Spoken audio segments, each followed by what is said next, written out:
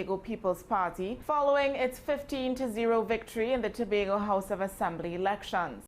The TNT Chamber of Industry and Commerce praised the peaceful conduct of the polls and said it looks forward to continued collaboration through its Tobago division. The TNT Coalition of Services Industries also congratulated political leader Fali Augustine, describing the win as a reflection of his leadership and commitment to Tobago's development.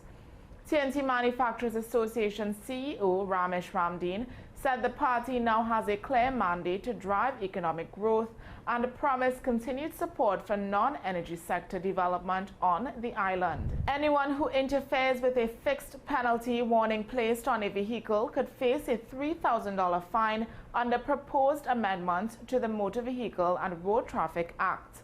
The Motor Vehicle and Road Traffic Amendment Bill 2026 will be debated in Parliament on January 16th.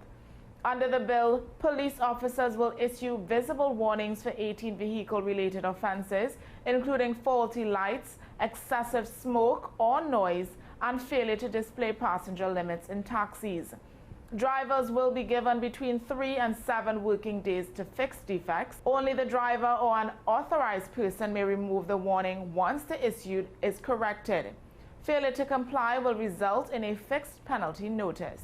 The government says it is fulfilling its campaign promises by advancing key crime-fighting legislation ahead of the next sitting of Parliament on January 16th.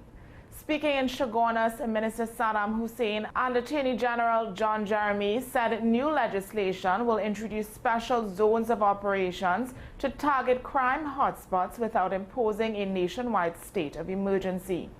Jeremy said the approach builds on gains made during the recent SOE, which saw declines in murders and violent crime while ensuring judicial oversight and clear time limits. The government also plans amendments to traffic laws to introduce warnings for certain offences and changes to the THA Act following the Tobago People's Party election victory. Recounts in 2 closely contested Tobago House of Assembly districts have confirmed the Tobago People's Party's victories. The Elections and Boundaries Commission said recounts in Darrell Spring and Scarborough Mount Grace upheld the original results, despite challenges from the PNM. The confirmation sealed the TPP's 15-0 sweep of the Assembly, fully removing the PNM from THA representation. With results now certified, attention turns to the inauguration of the new Assembly and the party's legislative agenda for Tobago. Well, that's news to the hour on WESN. I'm Naomi McNish. Thanks for watching.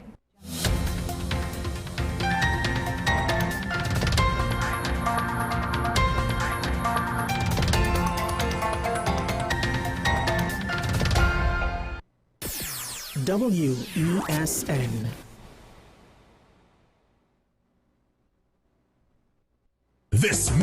This coming Monday, January 19th, it's your last day to purchase physical tickets for a massive 3-car raffle promoted on behalf of Queens Royal College. There will be no further extensions, so get your tickets by this Monday, January 19th. Draw date is Saturday, January 24th at the college. Some ticket outlets include IslandEtickets.com, Legends Sports Bar, Point Fortin, 6 Liquor Mart, Barnes Road, Mileage Mac, Port of Spain and San Fernando, Pitt Street Market, R.A.P. Avenue, Mepco, Marabar, Tony's Hardware, Belmont, Shane's Supermarket, Aruca, Hot Shop, Mukarapa Road, St. James Pharmacy, opposite the police barracks, Anderson Fashion, opposite City Gate, Icebox, Riverside Road, Current, Tabity Discount Hardware, both outlets, Color Shop, Diego Martin and St. James, Juma Supermarket, Valencia, MS Food City, Tebe, Mirage Supermarket, Paget Main Road. Get your tickets now. Call the college at 622-1671 or the hotline at 491-1802.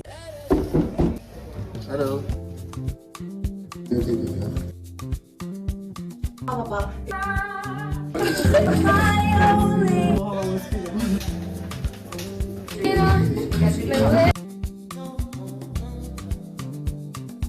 Welcome to Cover Star. This is Advanced Dynamics, where it all happened, the scene of the crime. For 4 days in December, this 22 by 30 foot studio turned an idea on paper into real-life reality TV. When these doors were shut behind performers, it was truth time. No audience, no applause. Just the cameras, the crew, and the ones who comment. Our mission is simple. Bridge generations and genres. Jog our collective cultural memory. You're inside Cover Star, where music history meets its next voice. On WESN, the content capital. As you come in. Long time I see you. This station complete. Ready for children party. Mommy! Jay, you can't go nowhere with these children. And you know you can't depend on Kevin neither Steven to see about them. Yeah, total waste. So I supposed to stay home whole time? Jada is 12. She could see about that. You just leave Jada to see about Kia and Kayla. I thought it was your mother or your sister. Who? Them always busy. Jada could handle that. She cooking and cleaning a long time. And the next two better know what time it is. It's only me, you know. I will talk to my mother. She just home these days. She will make sure the children okay. Alright. Let me see the moves for later. Before you ramage, make sure the children okay. Call 996 to report all child abuse now. A message from the Children's Authority of Trinidad and Tobago.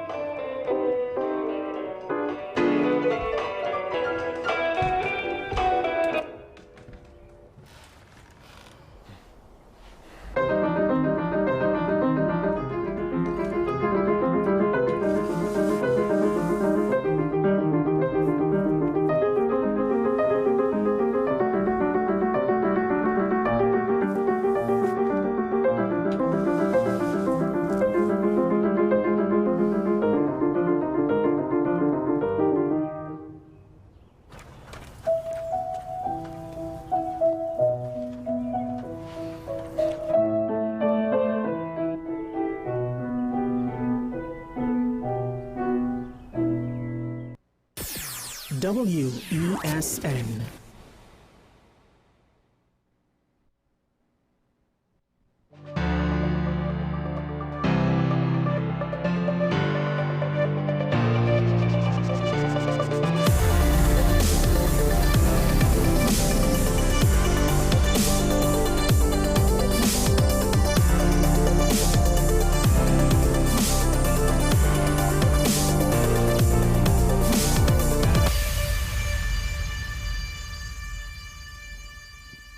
The radar, much to do about nothing.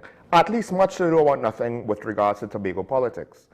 And the initial reaction is, hey, people didn't care. But maybe people did care. The question is, as much as it was in Tobago, how come it did not become an issue in the THA elections? And this is a situation where I find it highlights the benefits. Don't read into the phrase I'm going to use, but it highlights the benefits of when you know to stay in your lane.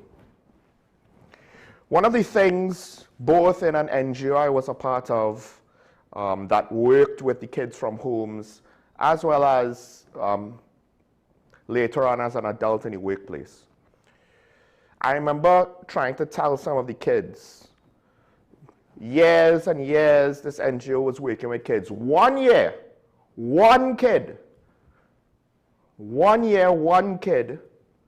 stole a cell phone. And after that point, it was not about not trusting all the kids after, but rather it was a situation where I tried to tell them, listen, if you are in somewhere you're not supposed to be, and you interfere with something you're not supposed to interfere with, and anything goes wrong, you will be suspected. Because you would have involved yourself indirectly with the situation. And I also told that to co-workers throughout the various jobs that I held, one in particular, not here, where I tried to explain to them, it's not about management not trusting you. It's not about if they don't like you or not. If you're supposed to do a certain procedure, if you're supposed to not do certain things, if you're supposed to be in certain places and not be in other places, you breach those things and anything goes wrong, you'll become under suspicion. And by conforming to certain policies, sometimes they're in place so that we could easily just say that person had nothing to do with whatever went on. Nobody will suspect you, not your boss, not your co-workers, nobody. And by the chief sec not being involved on a national level with national security and not being involved on a national level with the radar, what it meant was he can't be blamed for the radar. I mean, I don't think anybody could say, hey, you should have told Kamala no.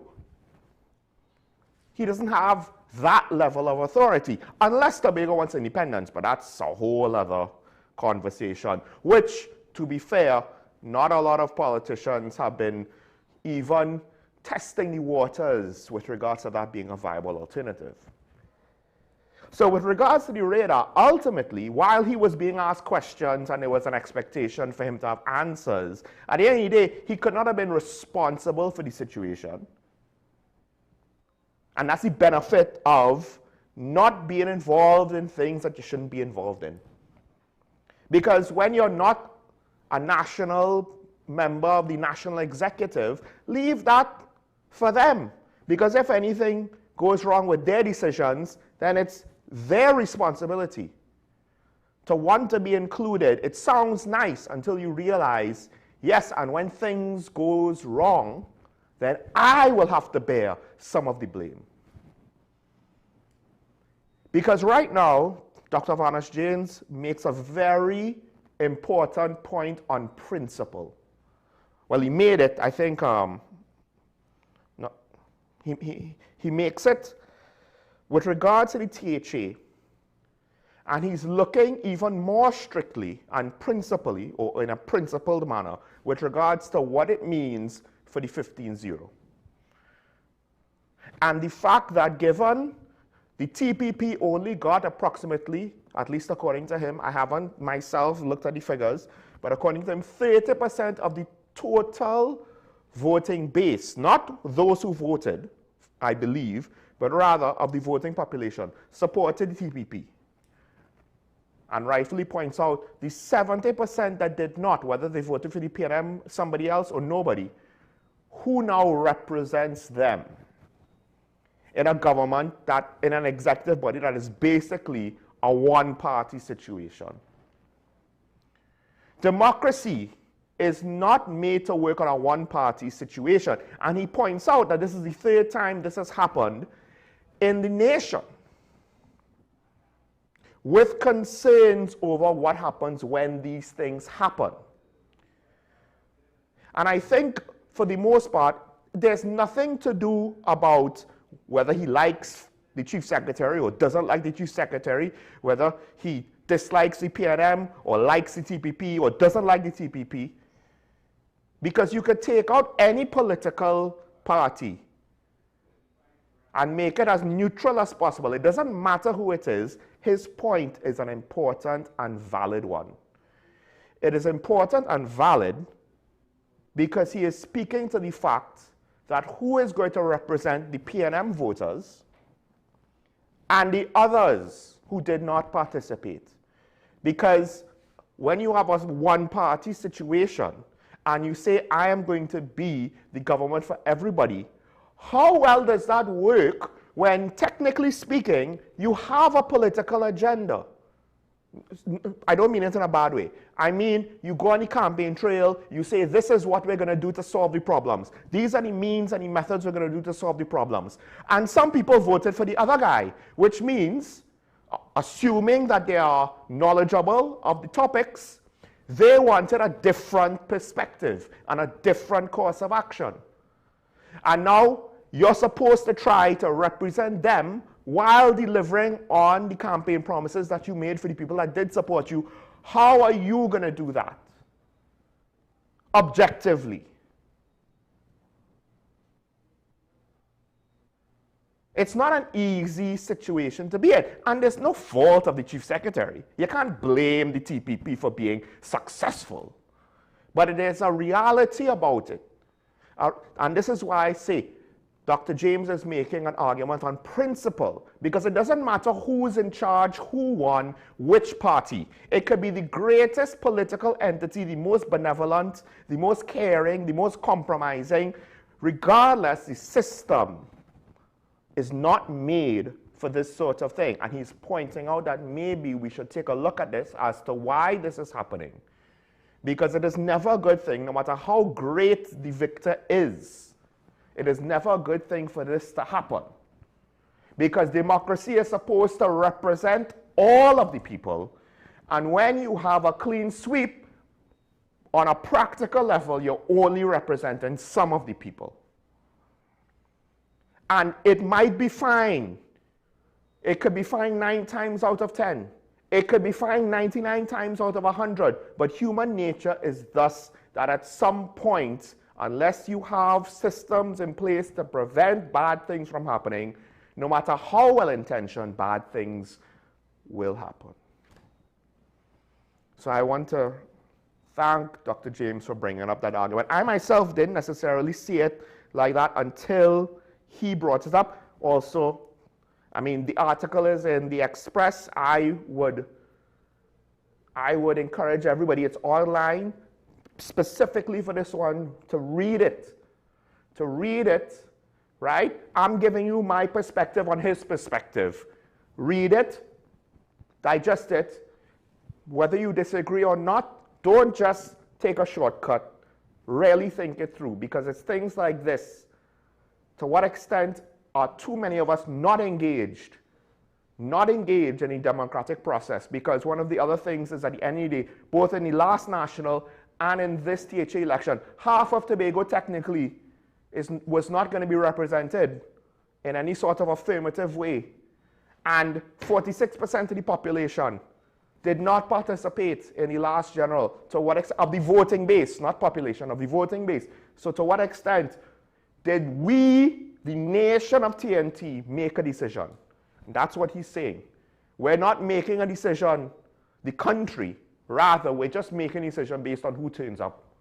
That's not a healthy place to be. Now, speaking about not being in a healthy place, and I'll say this, the article does kind of, well, there's a couple of articles which speaks to some of the difficulties with the stand your ground situation. But before that, it is frustrating. I literally just mentioned something about a fake car deal that went wrong, and the people luckily only lost, I think, about 10,000 in cash or less in cash and about 10,000 in other valuables, right? But also had their ID and stuff taken and whatnot. Now there's a report that a gold deal went bad.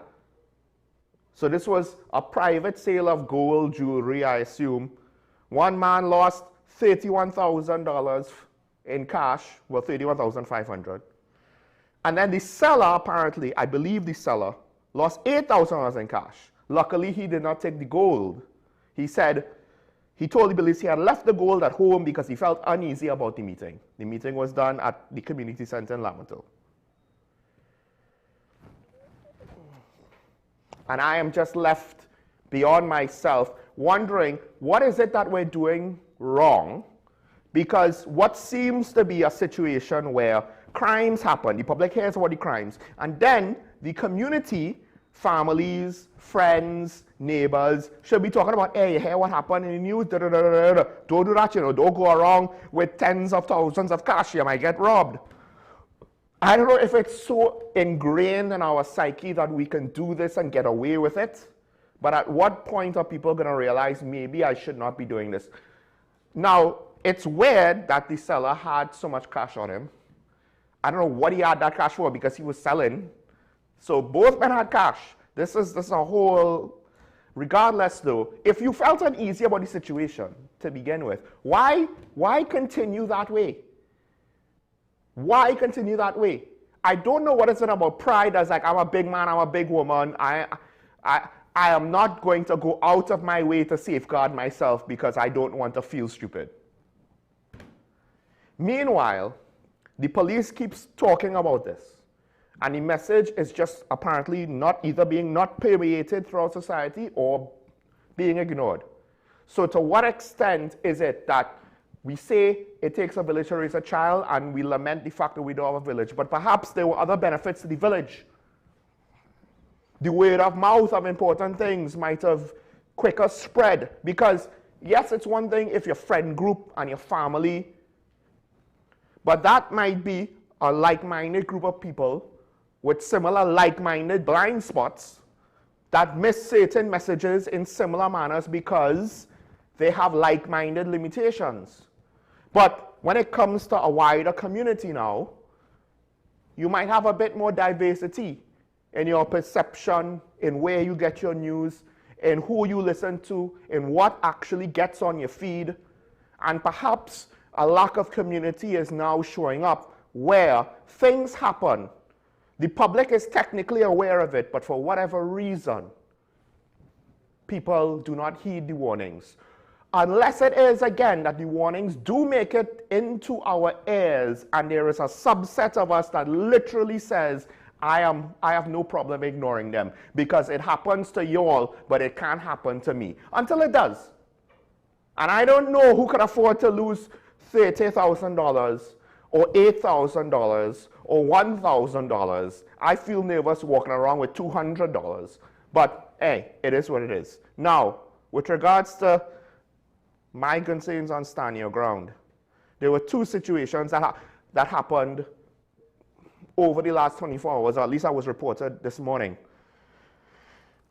One is a situation where a man had a licensed firearm and he was looking to repair a flat tire. It was 6:35 p.m. He's on some not well populated stretch of road. A wagon approached and somebody pointed a gun at him just to rob him. He had a gun. He had a gun. But he was taken by surprise. He didn't look to draw his own gun first. He didn't look to be suspicious on any and everybody that approached him. He had a gun. And he was robbed. $18,000 and his knapsack, and his gun was in his knapsack. So you can be armed, but it's not just having the gun. It's how you use it.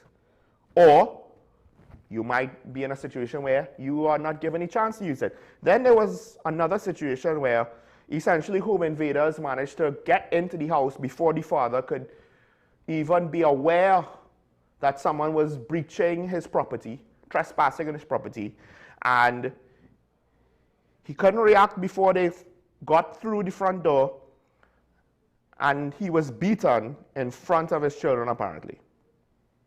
They ransacked the house, they stole stuff, but they also set stuff on fire, which is one of the scarier things. Not only do you want to beat the person and rob the household, but then you want to set it on fire to totally destroy their lives. And the thing is, before he had a chance to react, they were in the house. So dare I say, can anyone tell me in what world him having a gun, not having a gun, stand your ground law or not stand your ground law, would that have made a difference in this scenario? And the reason why I say this is not to poo-poo on the stand your ground law, but it's to point out when people say, hey, stop talking about cameras, stop talking about lights. Yesterday's story was, old lady sees the intruders on the cameras before they breach the house, manages to sound the alarm with the air horn, tell her young male family member or younger male family member about the potential breach, and scare them off before they were assaulted. There was no firearm involved. They didn't need to have a stand your ground law involved. No, you could still have those things as the backup. But the main thing to point out is what good cameras will do. Well, it gave her a chance to respond. It gave her a chance to respond that this gentleman did not have a chance to respond. So it didn't matter how much guns he had. But it's not just about having guns. It's about knowing what to do in a confrontation, whether you have an air horn, whether you have a taser, whether you have pepper spray, whether you have a firearm. If you don't know what to do, if you don't think things through, if you don't have someone to teach you reasonable strategies and tactics, if you just think, I buy the thing and I'm safe, you're probably going to end up like the gentleman who got his gun stolen. All right.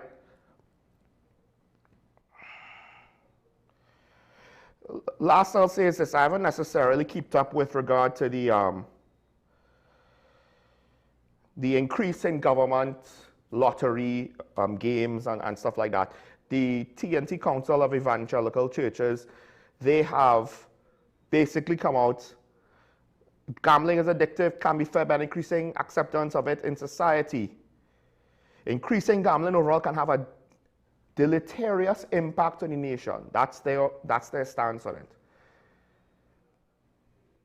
We cannot have development in the physical realm without development in the moral realm. But I'm not even necessarily going to go with regards to the immorality of gambling, where some people will gamble away all their money.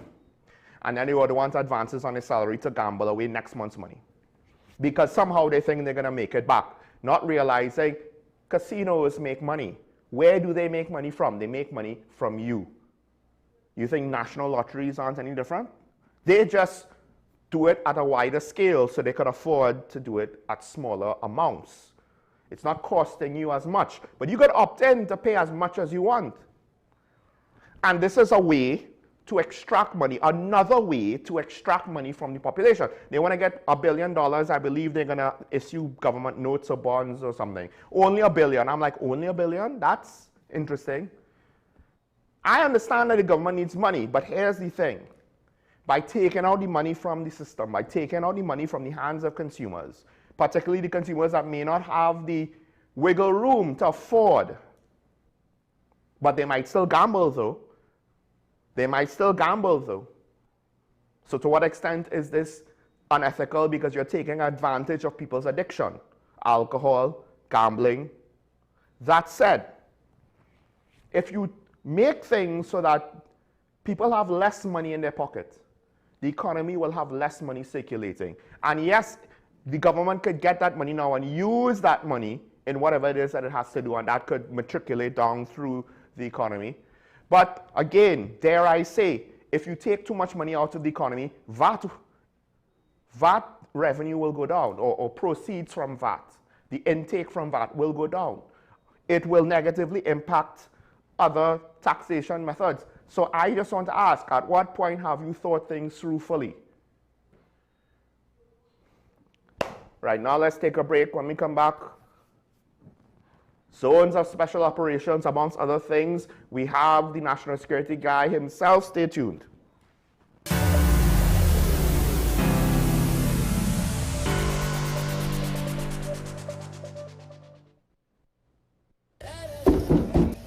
Hello.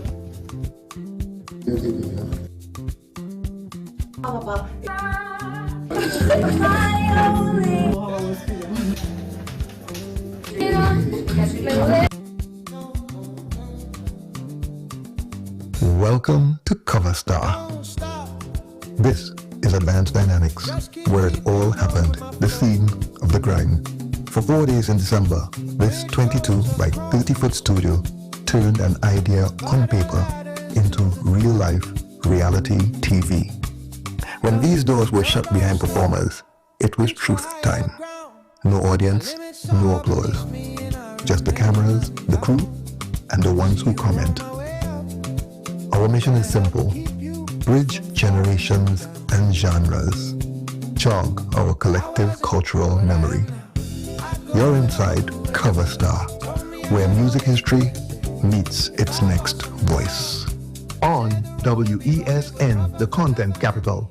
This coming Monday, January 19th, it's your last day to purchase physical tickets for a massive 3-car raffle promoted on behalf of Queens Royal College. There will be no further extensions, so get your tickets by this Monday, January 19th. Draw date is Saturday, January 24th at the college. Some ticket outlets include IslandEtickets.com, Legends, Sports Bar, Point Fortin, 6 Liquor Mart, Bonds Road, Mileage Mac, Port of Spain and San Fernando, Pitt Street Market, R.A. Pitt Avenue, Mepco, Marabar, Tony's Hardware Belmont, Shane's Supermarket, Aruka, Hot Shop Mukurapa Road, St. James Pharmacy, opposite the police barracks, Anderson Fashion, opposite City Gate, Icebox, Riverside Road, Current, Davide Discount Hardware, both outlets, Color Shop, Diego Martin and St. James, Juma Supermarket, Valencia, MS Food City, Tebe, Mirage Supermarket, Pache Main Road. Get your tickets now. Call the college at 622-1671 or the hotline at 491-1802. As you come in.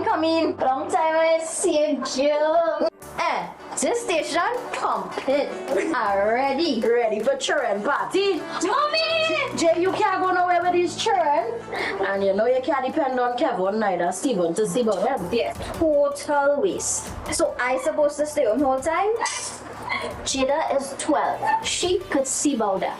You just leave Jada to see about Kia and Kayla.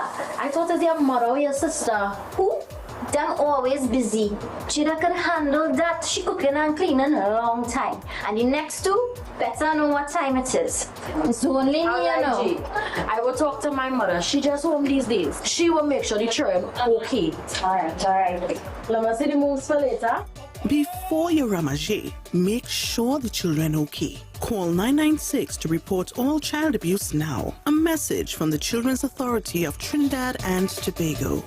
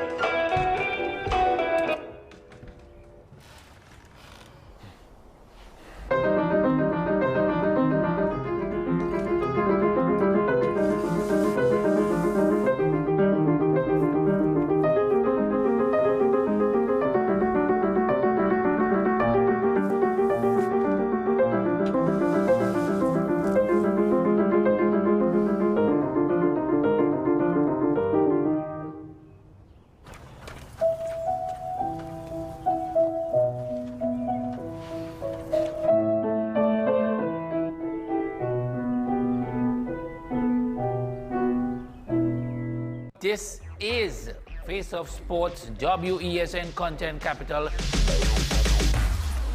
How you felt about the kiss on the lip? That's the business. I'm nothing to do with that. I find that was distasteful. The national senior team, whether you like it or not, that is the model for all other teams to follow.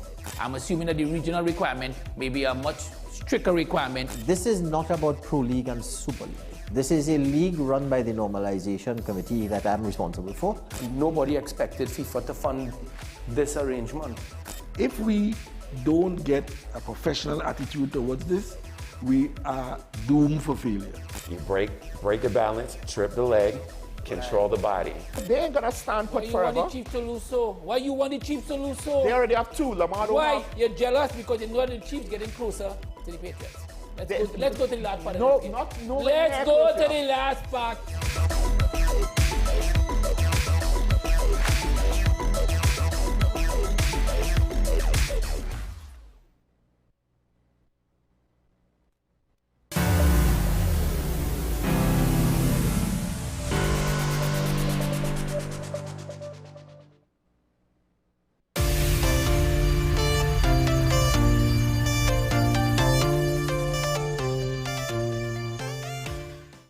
And we're still talking, when it comes to national security, about the latest developments, you know, the sequel to the first SOE, right? We already had an SOE trilogy, some could say. But now when you go to part 4, you need to mix things up. You know, Hollywood needs to find a new script. So we go for zones of special operations. I don't even know if I have that right? Special zones for hotspots. Special zones for the search continues. I don't know. But what I do know is, there's a lot of questions, and not that we're going to have the answers, but perhaps we could at least talk about some of the things that's within the public sphere, maybe try to get people off of the ledge in case they're freaking out too much, and keep things within the realm of reasonable discourse. At the same time, however, pointing out maybe some of the pitfalls we hope doesn't happen. We'll wait and see. I believe it's going to be debated. Today is going to be the start of it. I don't know how long the process is going to take, but to join us, of course, is Talking Points National Security Advisor, Ashraf Ali.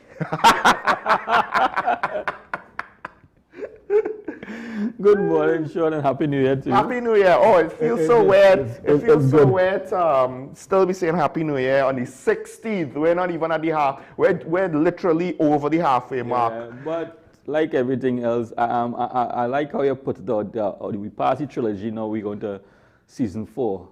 Yeah, because, I mean, it was 9 months approximately. Yeah. Right? We had one for crime, then one for threats against the state, then we went back for crime. Now we're going to the direct-to-video. It's not a nationwide premiere in all of the cinemas. Now we're direct-to-video because only select markets is going to get it, right? No, remember I mentioned this early when the state of emergency, the second state of emergency, and the nature of the state of emergency, I was asking why curfew has not been implemented.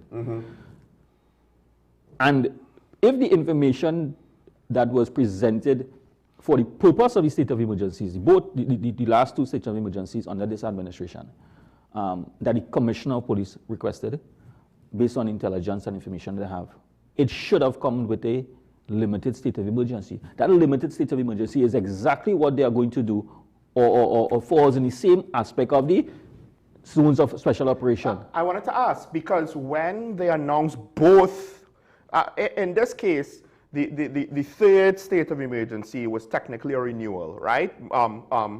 Legally, logistically, it was a renewal, right? But when the PNM had their state of emergency, and when the commissioner came up with the new state of emergency in the current administration, no curfew, and people were basically saying, why is it that we're going to put this state of emergency model in place that really feels like nothing, right? We haven't even gone to the fact that in one of the daily papers, there's talks about the detainees who were never charged. And I don't even know what kind of lawsuits we're going to face again. So we get sequels upon sequels of everything, right? But this came up. Why no curfew? And some people say, well, if there's a curfew here, they will go somewhere else. But then if that's the case, how are we now coming after the fact to put this in place? And there lies the dilemma that I'm trying to figure out. And I'm eagerly awaiting how this is going to be played off, what is going to be placed into the laws in terms of whatever powers that will be given, or whatever powers that will be given. Because under the state of emergency, the police had the extended powers to without going to a house and search without a warrant and all that. Outside of a state of emergency, they are now going to have to discuss special powers and change certain aspects of the Constitution where where Parliament is could now give special powers or special powers within a special period. Why all of that? In my take on it is that if we had the curfews that would have been implemented in specific areas, this would have just been an extension of it. But the public is now going to kick against it because they expect the SOE to finish. Now we're talking zone of special operation. The zone of special operation should have been implemented with the SOE because that is the reason why certain communities and certain criminal elements in certain communities was the problem, the targeted areas. Now we are going to talk about zone of special operations. That's a good option. I have no issues with the utilizing zone of special operations. It is similar to the hotspot policing. I don't know if it is just rebranding it, but it's like a hybrid, you could say, of the two. I am just hoping that we understand the Jamaican model and what the Constitution of Jamaica indicated when it went to the courts, that it was unconstitutional and it was not intended to achieve the objective that it didn't achieve the objective that was intended. So that was a constitutional motion in Jamaica because the same type of model was utilized in communities. We need to learn from that. And I am hoping because when you look at what is taking place in Trinidad and Tobago, where is the data to suggest that one specific area alone has a higher amount of crime than another area? Furthermore, what sort of crimes are we going to consider to say that this is the location that we're going to classify as for special operations? Well, consider this. Somebody called in and asked, right? And what I said was, because he was complaining, you know, similar to that, you know, how do you determine where this is going to go? And what I said was, and the reverse also holds true, and the reverse speaks to what you're saying now. But what I said yesterday was, look, you have to be proactive. You can't be reactive with crime, because at some point, if a criminal has a gun and you let him shoot it, you're on the risk of it hitting somebody. So there are times when you have to shoot him first. People don't understand that, right? So when they want to declare something like this, we're not debating if it's legal or if it's right, but just, okay, if it exists and they're utilizing this method, you can't wait for a community to literally have like multiple mass shootings and then say we're going to have a special operation zone. Now, like the first SOE of the administration, if you successfully suppress the crime and it doesn't happen, then it looks as though, well, what was the point? Right? But I think to some extent, the flip side also holds true with regards to how do you determine when to do this thing? Because is it just for certain levels of crime? Well, the types of crimes. Because the difficulty is, well, they're not going to have home invasions where the criminals live.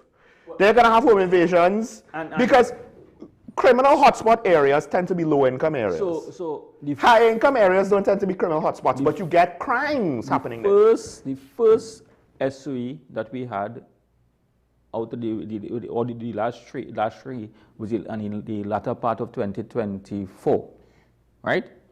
There was 24, 25. You're talking about 24. The first SOE leading into 2025. That was administration. Yes. Good. That was specifically because there was information that indicated that there would have been gang violence in particular communities. Right.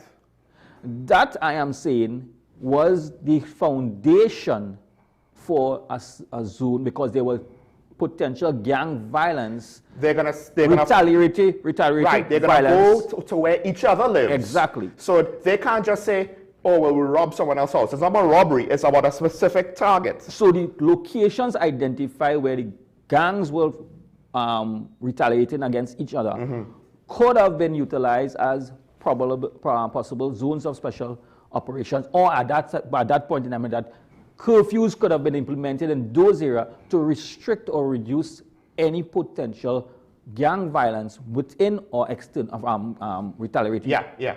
They did not do it. My thing about it now is that when you look at how crime takes place, crimes are not happening in communities known to harbor criminal elements. The criminal elements are leaving those communities and committing crimes in other communities. I mean, it's not to say that there's no crime there, but you know, business extortion, the type major home invasions, So the type of crimes I'm saying, so you're not getting significant number of shootings and woundings in communities where you have retaliation with gangs and criminal elements.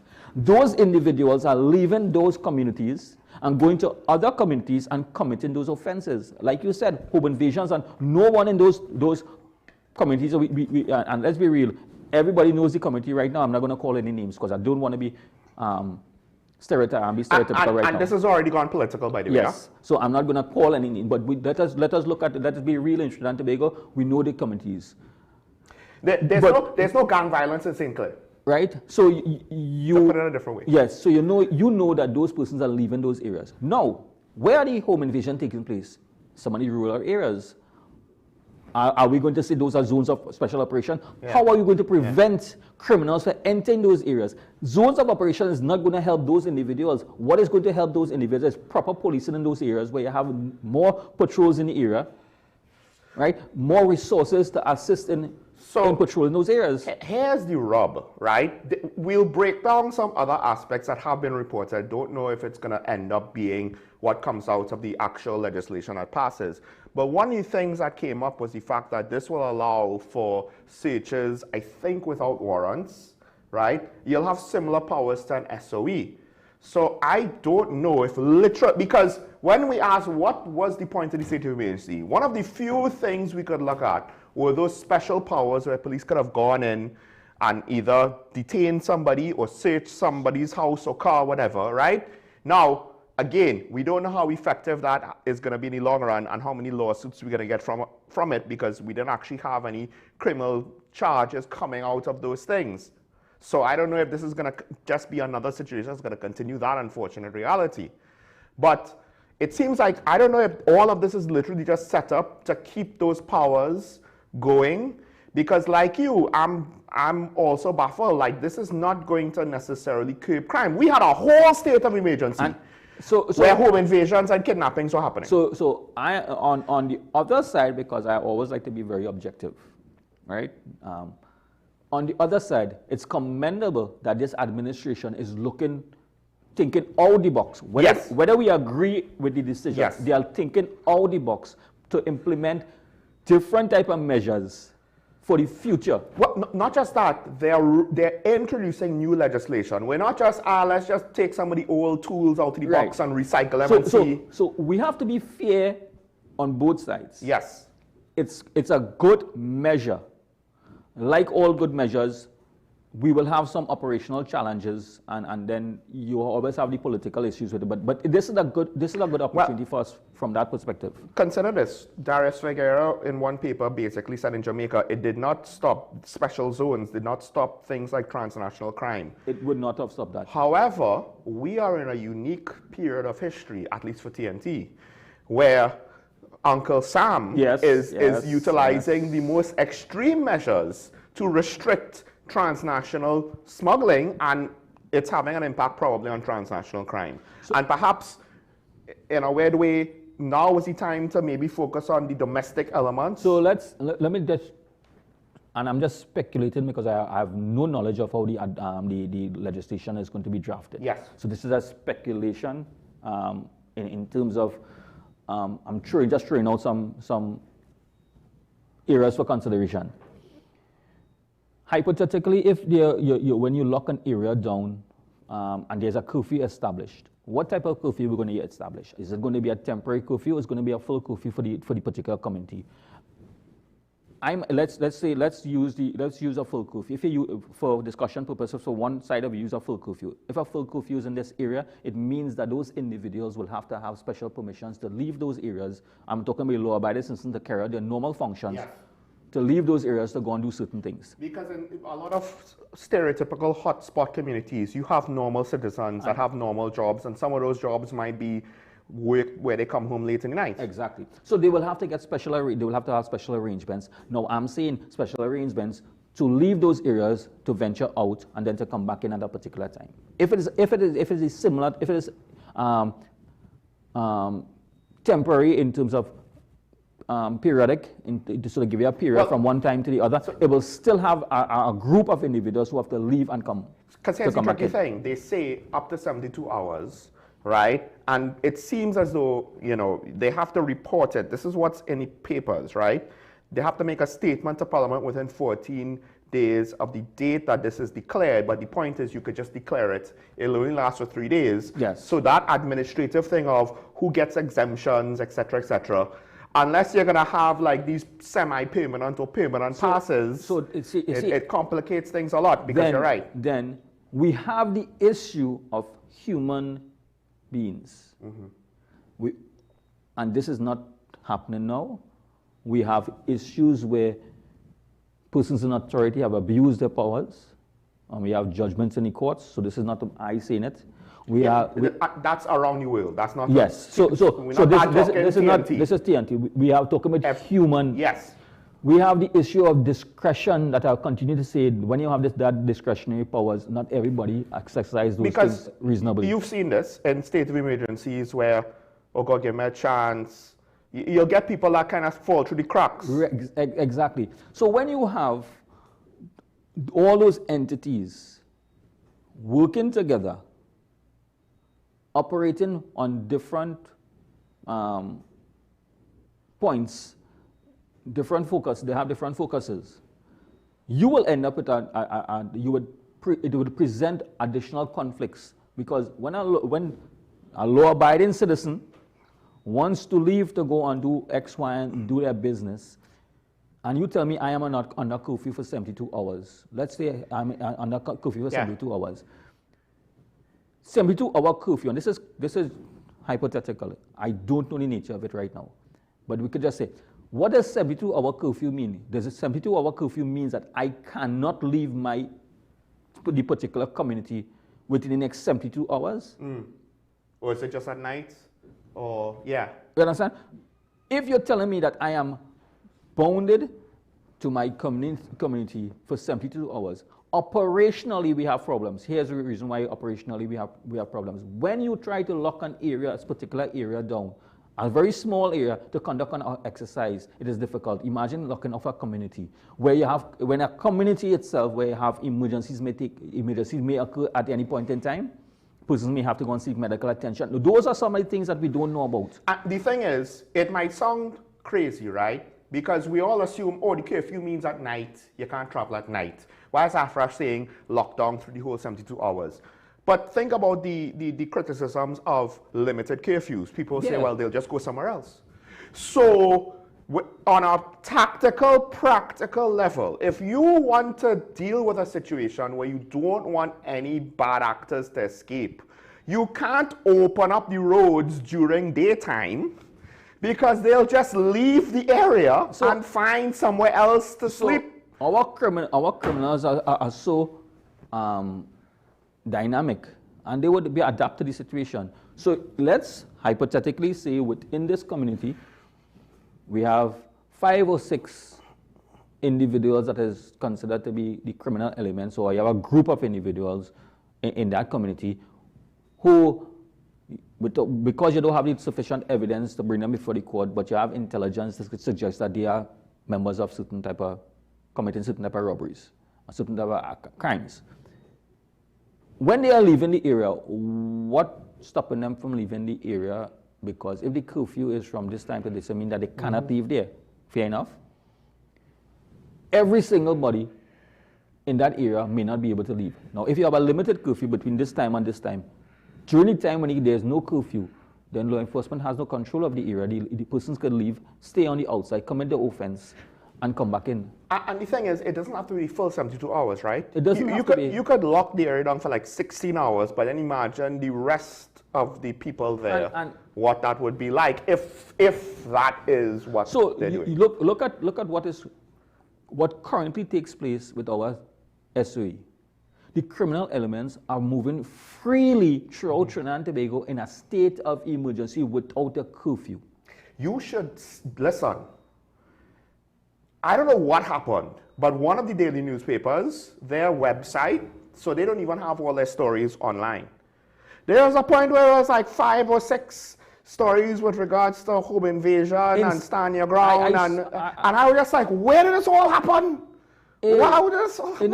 I was browsing through social media, and when you look at on a day, there are a number of incidents that took place, and I say, wait now, I'm saying to myself, are we still in a state of emergency? And this is the number of incidents. And this is not the first time, right? Yes. This is not the first morning where you're like, this is kind of high for state of emergency, folks. And when you look at the nature of the offenses, I say something we can't. We have shootings, we have home invasions, we have homicides taking place. Is it me? I could have sworn, I have never heard so many robberies, and maybe it's because I just don't read enough news throughout my life, and I just missed it when I was younger. The amount of robberies we have now for $40,000, $80,000 in the street. And I'm just like, do people think we're in a state of emergency so they could walk around with cash? Because ironically, the amount of money being robbed in cash out of people's pockets seems to be higher in this state of emergency. So, the false sense of security that persons are feeling because we're in a state of emergency, something. But we have to move on. There's a lot to unpack. There's a lot of speculation. The press has certain information, so I'm going to go with what's reported. First, I'm going to ask you, when you have a joint task force, right? So that means multiple different services, institutions are coming together, right? Who normally, they have their own chain of command. Yes. So my question is, usually, somebody will be put in charge, right? Because you need to have somebody in charge. Yes. So here's one of the things that was reported. When a zone has been declared, the Prime Minister shall designate a member of the TNT Defence Force, not below the rank of Major, nominated by the Chief of the Defence Staff, so I assume someone from the regiment, right? Right. And a member of the TNT Police Service, not below the rank of Superintendent, nominated by the Commissioner, to be jointly in charge of operations within the zone. And maybe there's more to it than that, but to me, that statement horrifies me, because you're saying we're going to get 2 people and they're going to be jointly in charge. And what the hell does that mean? Because you have a police guy in charge, which makes sense, and a military person jointly in charge. So tell me, when they have a difference of opinion, what's supposed to happen? So this is the unique and the positive sides that a person don't really see. The Trinidad and Tobago Police Service and the Trinidad and Tobago Defence Force has a history of working together without many complications from the higher level. Okay. Right? I've experienced it. Okay. Right? So that, I am saying is not an issue. Because, I mean, because the basic premise. So that is basically command and control on a proper incident command model that we have. That is unified command. So those 2 commanders would be in charge. Is it because the police service is the actual civilian police service, and generally speaking, the expectation is they will kind of, as a service, take lead in certain things? Operations and certain legal requirements that the Defence Force cannot carry out. Right. As well as the Trinidad and Tobago Police Service. So at the end of the day, there's administrative lines of communication and operational things that a police cannot direct a soldier to do, a soldier cannot direct a police to do. My issue with this is, well, okay, and I guess maybe that's why it has to be joint, but my issue with this is, I feel as though this model of operations is predicated on the individuals that you have, and not on a system to ensure that things flow smoothly. No, we have the system is there. It's the reverse. Okay. Is when you have individuals who are going into the system. That system is not a Trinidad and Tobago system. That system is unified command on an incident command structure, gold, silver, and bronze model, where all interagencies throughout the world are working together to coordinate major incidents and major events. That is how they function. Zones of operations takes the same model because you have specialized operations taking place in certain areas and you have command. The challenge I'm saying, Sean, the challenge is not the system. The challenge will be the individuals working together. Right, that's what I mean. That's what I mean. You're not going to have an issue, and it seems like we have not had issues here because the individuals appreciate the limitations of the system and what their job is supposed to be. From my perspective... So that's my...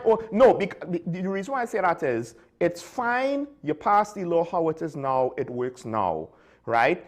But things like this, you can't just look at now, 5 years from now, 10 years from now. You have to basically look at until the end of time. And I'm saying that, I understand that. So with every system and everything that you will have people working together, there will always be varying difference of opinions. But the strength of the system, and if it has to properly work, at the end of the day, we could disagree to disagree, but we must carry out the objectives. Now, okay, so maybe there's an explanation to the topic that we were talking, or the specific points we were talking about before, right?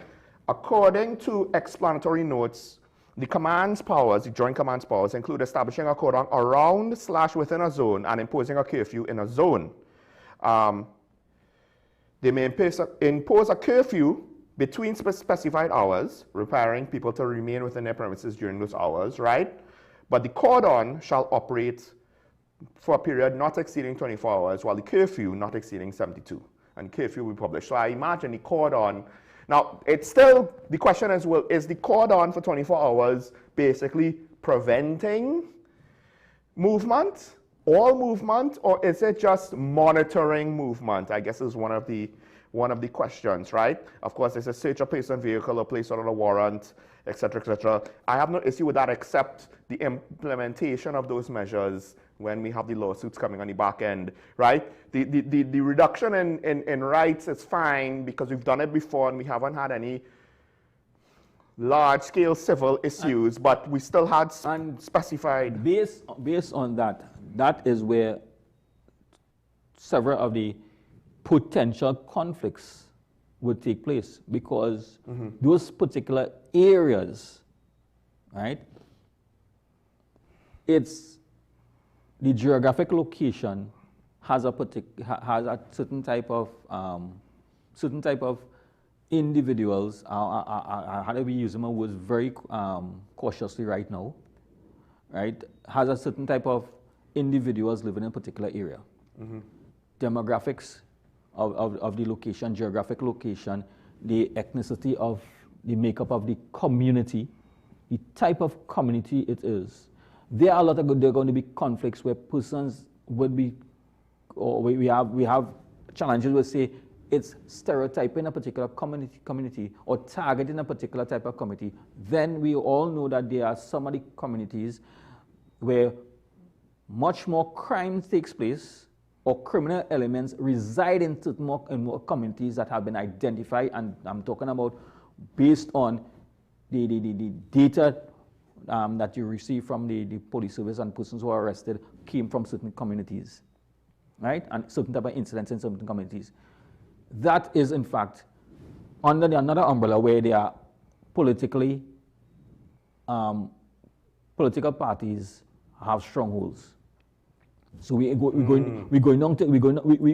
is going to be extended to a lot more conversation. I hate to say this, but the whole race was already brought up by someone on social media, and the post was published in the press. And I was like, listen, if you want to talk about it, it might be bad for poor people and disenfranchised people, that's fine. But when you go to race, listen, that's the kind of thing where you have to prove it. You can't just say, oh, this is definitely a thing. It's like, because the demographics of crime have been relatively consistent, whether it's the PNM in power, the UNC in power, whether it's an Afro prime minister or an Indian prime minister, or in one very short case, a Chinese, half Chinese prime minister, right? It's been the same. So I'm not ready to make that, jump the shark and make that leap with the critic. Because there are other more practical things to criticize or to speculate or to wonder, to have concerns over. And once you keep doing policing, wanting to have extended powers outside of what the law already gives you. Now that's a question, right? Hear what I'm saying. Yeah. It means that you are no longer doing policing. Right. Because you have lost the ability to police, because you are dependent now on additional powers that is not normal. Right. It's bad, right, that this has been going on for so long. Exactly. We're not supposed to be doing this for 9 months, and then now we're going to continue doing it just in limited geographical areas. But here's the flip side. A lot of people, when crime was popping off, when it was really popping off, people were like, unleash the army, unleash the police, take the gloves off. They want to see sterner measures. They wanted the death penalty back, despite the fact that it never left, right? It was a whole host of bureaucratic and legal and technical issues of why they were no longer death penalties, and how long conviction rates were and detection rates and all of that, right? But they wanted to see an action movie take place, right? Except when the action movie does take place, the police wicked, right? So now they want the army. They want the army to help the police. And I always say, well, an army is trained not like a police. An army is trained to destroy and kill and attack, not arrest and investigate. And when the Americans come in and operate like a military, people are like, whoa, this is beyond the pale. So one of the things is, I understand people are frustrated, and I believe the Prime Minister acknowledged that when she said empty the matic, when she said for the drug smugglers, kill them all. On some level, I don't think it was just she being gung-ho for no reason. No. I think the public, on some level, wanted to hear stronger talk, right? Dr. Mohammed is saying this whole initiative is because people are still concerned about crime, right? But I think, like you said, all of these special powers includes bringing military assets and personnel in. That requires a special consideration, and having it on the long term, continuing. Those things should never be part and parcel of a crime strategy. SOEs, zones of operations, must be isolated because of a particular incident or particular intelligence that suggests certain things. Those are isolated. Right. Let me just say quick. We have a call, but let me just say quick. Yeah. When the commissioner presented an SOE, because there was a specific threat, that was, at least in some regards, more proper than just saying, oh, well, crime is too high, so SOE. Yes. Because you could have a specific threat to stop, and then, of course, now once you stop it, you're supposed to be able to come down from the SOE. Supposed to. All right, we have Digger Martin waiting on the line. Sorry, Digger Martin. Good morning, caller, you're on here.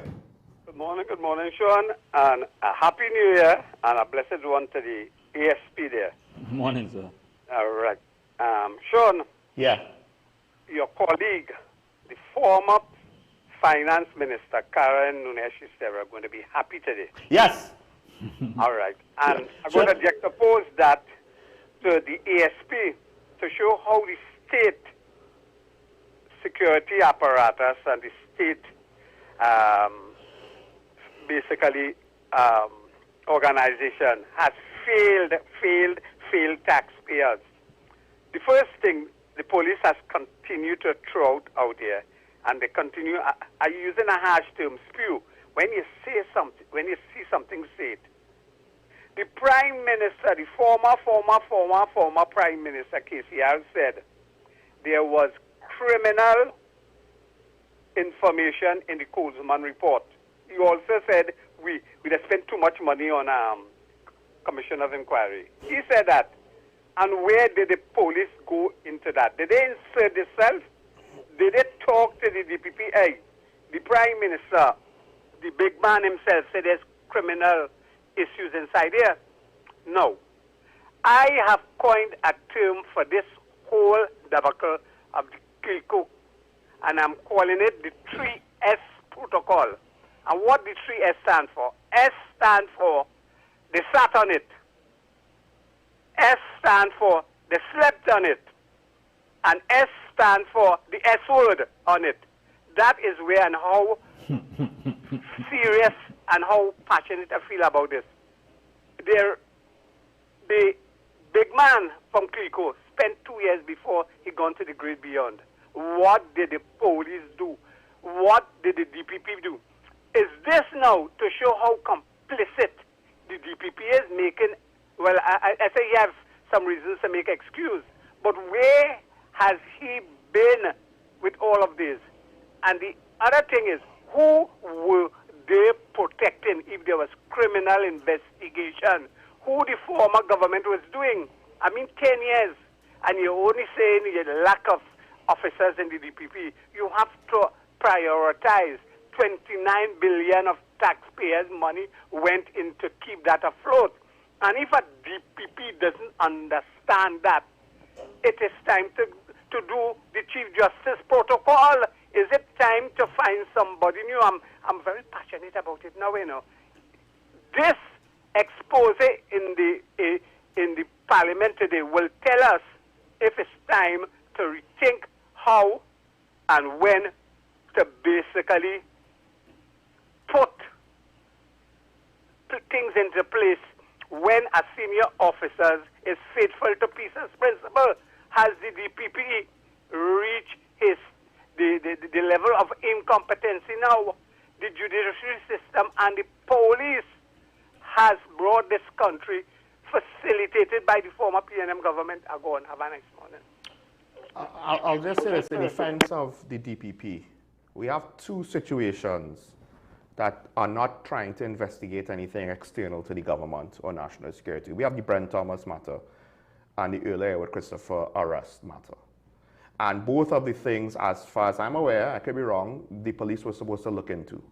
And I'm not saying, well, the DPP and the investigative officers are corrupt and they're covering up stuff. But what I am saying is, lack of any kind of results or findings suggests it's not that easy to investigate something on a certain level, to gather enough evidence correctly, and then successfully prosecute it, right? Because I'm pretty sure when people doing whatever they did with Clico, they didn't document everything and put it away where conveniently investigators will find everything to put everything together for them, right? And here's the sad, honest truth of our country. Culturally speaking, our lackadaisical nature means that even when we are not breaking the law and doing the right thing, we probably at times don't document everything properly, can't necessarily trace everything properly, right? So even when we're just trying to deal with our accounts in a normal matter, in some instances, we don't know what went on.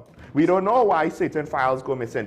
You don't need to have any bad faith actions with regards to sloppy paperwork and record keeping. So then now when you take on actual trying to get a criminal case on top of that, right? And for whatever reason, this report, I don't know who's seen it, who hasn't seen it.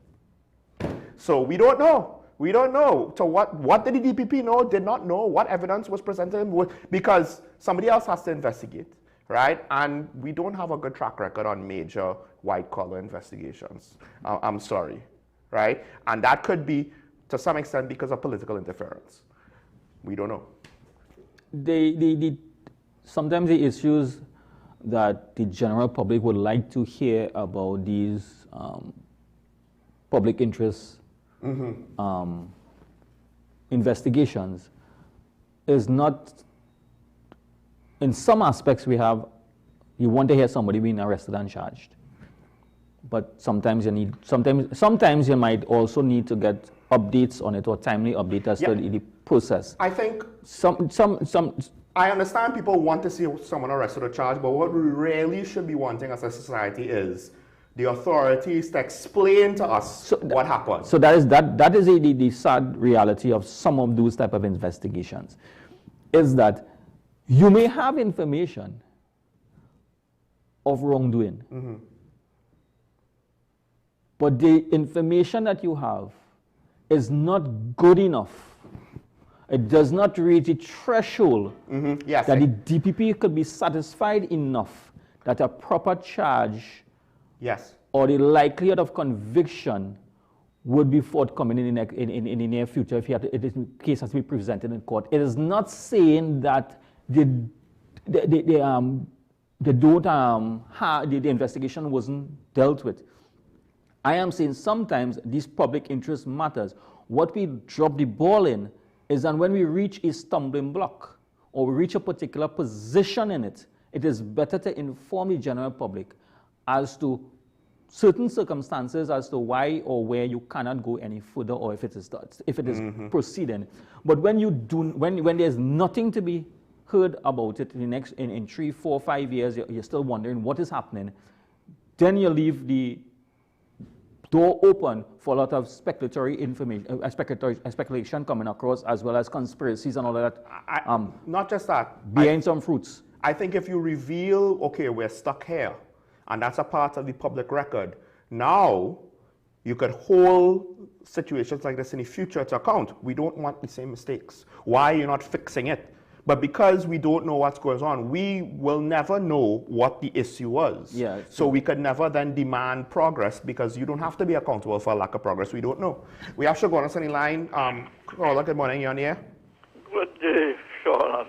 Yes. The problem is not crime and you go and look for it. You have to find out why you have that crime.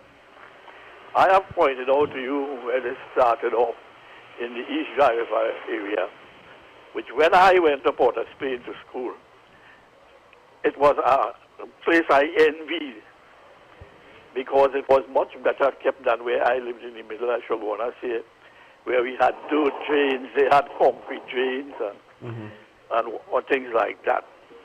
What caused the problem was a good thing. When William started his housing program all in Diamond Field and whatnot, the better people in those areas, the policemen, the teachers and whatnot, leave and went and get houses. So the standard of people went down. At the same time, you had an influx of people from the small islands and whatnot. And the easiest place they could get and the cheapest was there. But they, like everybody else, as they better themselves, they move out, and that place started to go down. When it got real critical, we were still under colonial government. The British sent some people here to examine the problem, and they said this is an environmental problem. once you have all them shacks and what people live in, you're going to breed criminals. And they came up with a program to acquire all the lands that are fit. And all from going all up the hill there, all in see lots where you hear people talking about they're going and pay them again and whatnot. And everybody was paid for their building. One of the things that caused the problem is that they were supposed to demolish the old shack when they pay for it. Instead they leave them, and I pointed out this to you before, when it's all up on Port of Spain and whatnot, and court. And this meant and bringing a thing of squatting in Trinidad. Because one thing with the British government, they never condone squatting. And this is what creates the problem. They are breeding people to be criminals because of the environment. Unless we deal with that environment, we're not going to solve the problem. Any questions, queries? No, caller. Thank you for that. Professor? I know that it sounds harsh, but the point is not the people, it's the environment, literally, the circumstances. I think Mr. Yeah, but somebody is paid to see about the environment, and they did the research, they were told what to do, and I always maintain the problem in Trinidad is the problem of politicians, of all parties. So I think Mr. Chagonas and the professor would be very happy to know that enforcement of laws is taking place. But you see, the problem is, though, that because it's not just a Trinidad problem, right, or a TNT problem. You see it in Baltimore, New York. You see it in cities in Europe. You see it around the world, where certain types of urban environments, once the criminal enterprise gets a hold there, all of a sudden it's almost like if that community, the environment of that community now becomes a prison for the people in that community, right? And then for whether they buy off the local politicians, whether you have corrupt police, whatever it is, or whether the police are just under-resourced, so they feel that they can't go in there as much as they need to because the criminal activity to the hotspots it ramps up, right? And then now, one of the things with crime is, like this also happens if you take in too many illegal immigrants. You put people in a desperate situation, so they're going to do desperate things to survive. So if somebody down the road have a gun and I'm worried that he's going to shoot up my apartment block, we're going to start to have guns now, right? And then we need to pay for the guns. But we can't afford to buy all these guns legally, so we're going to get illegal guns. And to pay for these illegal guns, we might start to push drugs or do whatever, break whatever law, just to survive, right? And sometimes you wonder whether the state continues to support unlawful behavior. We're looking at this area. When you come into the city of Port of Spain, as the caller indicate what has happened with Port of Spain and how Port of Spain was and some of the things, because he spoke from a perspective where he was living in Port of Spain. When you look at where the location of the dump is, I cannot understand how permission was ever granted to establish a dump where we have wetlands. Right. And you are telling me that we have wetlands there and you would not have pollution of our swamps? Also, there's a residential area, right? It's in between wetlands and residential area. No, forget the residential area, because you know why the residential area came afterwards. I'm talking about no, right, but I'm saying that's still crazy to me. So but why did you put that dump, right? The landfill, that Betum landfill there, and we wait for so long till it reached maximum capacity. There's nothing else can be done in it right now. For now that they are going to say, listen, we are going to have to move the dump because I understand both the Betum and the Arima is almost full. Well, Port of Spain, Betum is almost full to capacity, no space allotted, and then they want to remove it now and put it down in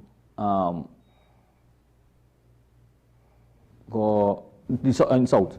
Right. Guapo, or something like that. Oh, Lord. Right? In down, Definitely need more roads if you're going to have dump trucks going down there. But I am saying, why? Why we wait so long? Yeah. Why? Well, in part because, again, you need more roads if you're going to have dump trucks going down there. Right.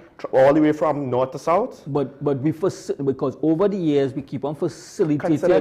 Consider this. When they did the airport project, one of the counter arguments, why are they being so rough with the people?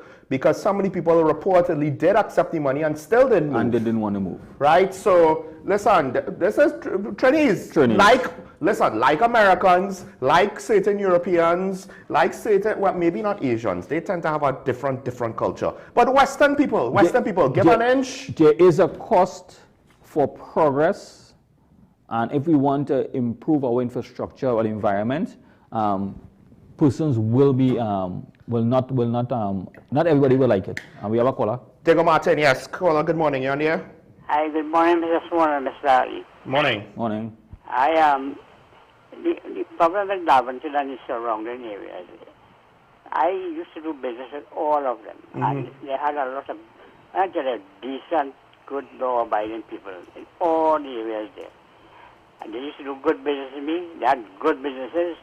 I used to extend credit to them, and they used to take goods, pay, and be very honest about it. What spoiled this country is the drugs that came into this country. Yes. And started to diminish everything. And after the drugs came, the guns and the ammunition came with it to support everything else. So it's a sad state. It's just that, those places, it's hard to condemn them like that, but it's the drugs that cause this. And when people sell the drugs and get easy money, they decide to work hard again for anything else. And that's what caused the whole collapse in all these areas and by extension the whole country, because people got involved and started bringing the drugs, and boys, the whole commission of that. And what I think the government is trying to do is that these areas, that they more or less are hotspots and that the bandits come from there. So they're trying to suppress that to see how the outside areas is going to react and how much crime they're going to have during this suppression of getting all these people. And to prevent them from coming out at the nights and all this sort of really mischief. So we have to listen and hear what the debate today will conclude, and from that you will be able to have a good idea as to what it is. I wish them well, because this country is such a beautiful country. It's just people doing what they want and, making a mockery of it. So thank you for taking my call as usual, and you guys have a good day. Thank you, caller. I think my issue is, I'm like you. It's not the zones that's necessarily the problem. Like the SOE, if you can't then successfully gather evidence, charge and prosecute people with these measures, right? Which means that your problems are actually something else, by the way, right? And if you're best searching people for the sake of searching people and detaining them, but you're not able to arrest and charge and prosecute and convict, then it's not going to work. So we're applying a solution to part of the problem, but the problem on the back end is still not being addressed. And that's really my issue. So you have a lot of persons in these communities, and the caller indicated a lot of hard-working, law-abiding individuals, right? Those are the ones that we know about. But with each of these communities, there are generations that came up that there was no level of they allow them to do whatever they want. They don't want to. Let's put it this way. You will not even see in certain communities that persons are cleaning in front of their own space, their own drains or anything like that in their space. These individuals, we have persons who keep arguing about, I'm not getting jobs, I'm not getting jobs, I'm not getting jobs. Fair enough. You may not have the required qualifications with some of the jobs, so that's a different conversation. But even when it comes to changing the way that your environment looks, right? Upkeeping your environment in your own community, We have young men and young women in these communities do not want to work. Yes. They just do not want to work. And here's the thing. And work for anybody else. Here's the thing. Ironically, maybe from slightly different circumstances, it's not just now low-income communities where you're seeing that. You're seeing progress causing a phenomenon where middle class from various demographics in the United States, they just don't want to work. They have a college degree, they don't want to work. Exactly. They don't understand, because essentially, in a different way, their life was easy, so they don't necessarily know what it, you know, an adult now, life is not going to be easy. It's not going to be easy. Right? If you had a hard childhood and you worked hard and you got like the highest of highest grades and you are the most of most qualified in your field and you are the best at what you do, then you can potentially have an easy life. But even those people still kind of work hard anyway. Right? So you're seeing that it's not about race. Right? It's about the circumstances that says, for whatever reason, I was not taught the right things, right? And the problem with those types of communities is, it's not like, oh, all of a sudden the switch was flipped and things just went to hell. No, it starts with, as the professor pointed out, some of the more qualified or better put together people start to leave, right? Mm-hmm. And then you start off with maybe one person starts to have a drug problem. And then one house becomes a drug house. And over time, the negative influence at the end of the day will spread, right? Not every community where they have people who might be involved in the wrong thing, those individuals will have the respect for the rest of the community to say, hey, leave so-and-so son alone. Leave. Now, there are some criminals who know better. They have their limits. They have a certain amount of honor where they say, hey, that boy, leave him alone. He going to leave this community, and right? But as much as you might have that, you also have the other ones who know they want to tempt everybody. They want to corrupt everybody. And they want to make everybody either a gang member or a drug customer, right? Or informer. But what they want, so that is why I said this is a good, the zones of operation is a good opportunity. Like before, with the SOE. Yes, but it's a good opportunity going forward where it's thinking out the box. Where these type of behaviors, because they are communities under duress and cannot voice they can't even protest, they can't even voice their opinion. So indirectly. Because it happens over time. So eventually there are less people willing to stand up. And as you say, now when the criminal element grows bigger and bigger, how do you stand up to that now? So this zones of operation, it's an opportunity to give some of these communities that are actually under duress by just a small group of gang members, right? To relieve some of their stresses that they have, right? They will release it because they would now feel a little better to move within their own communities. But also, I think people kind of underestimate, it's not just the level of violence gang members bring, but also the disproportionate amounts of money illegal activity brings into these communities where they're low-income communities. And that negative influence, you can't take it for granted, right? Especially when, look, there have been primary school students reportedly in gangs. So at what point are you going to be able to say, oh, well, that kid should have known better? It's a child. A negative influence on a child, they're not going to know better. And you don't have to change the whole community overnight. Over the course of generations, slowly but surely, you nibble away at the values of the community and the ability of the community to defend itself. I read an article, and I'll also listen to some of the comments from Dr. Abdullah when he spoke about what has happened in the Laventil area. And when you listen, when he actually indicated that there is value in this type of operation, but how it is operationalized, it should not be operationalized with where the perception is that you are targeting. It is about trying to re-educate, re-energize the community to carry them into a different direction, so they would not be considered But also give them a chance, right? Exactly. There's a threat. If you kind of protect them from the threat and remove the threat, now they have a chance to... But then you have to put some opportunities available to them and show them that there's another way to do certain things. But also, if you can't successfully prosecute, then the threat comes back. Right? And these measures must also be simultaneously worked with social programs, because you cannot leave full law enforcement there right through. Yeah. It has to have another aspect of it. We have Claxton on the line. Caller, good morning. Yeah. Hi. Yeah. Yeah, hi. Good morning. Sean and the officer there, right? Good morning. Happy New Year and everything, Happy New Year, yeah. Hope that we have a good year, right? But, our country is, here was one of the first thing we could start with. You see, respecting each other.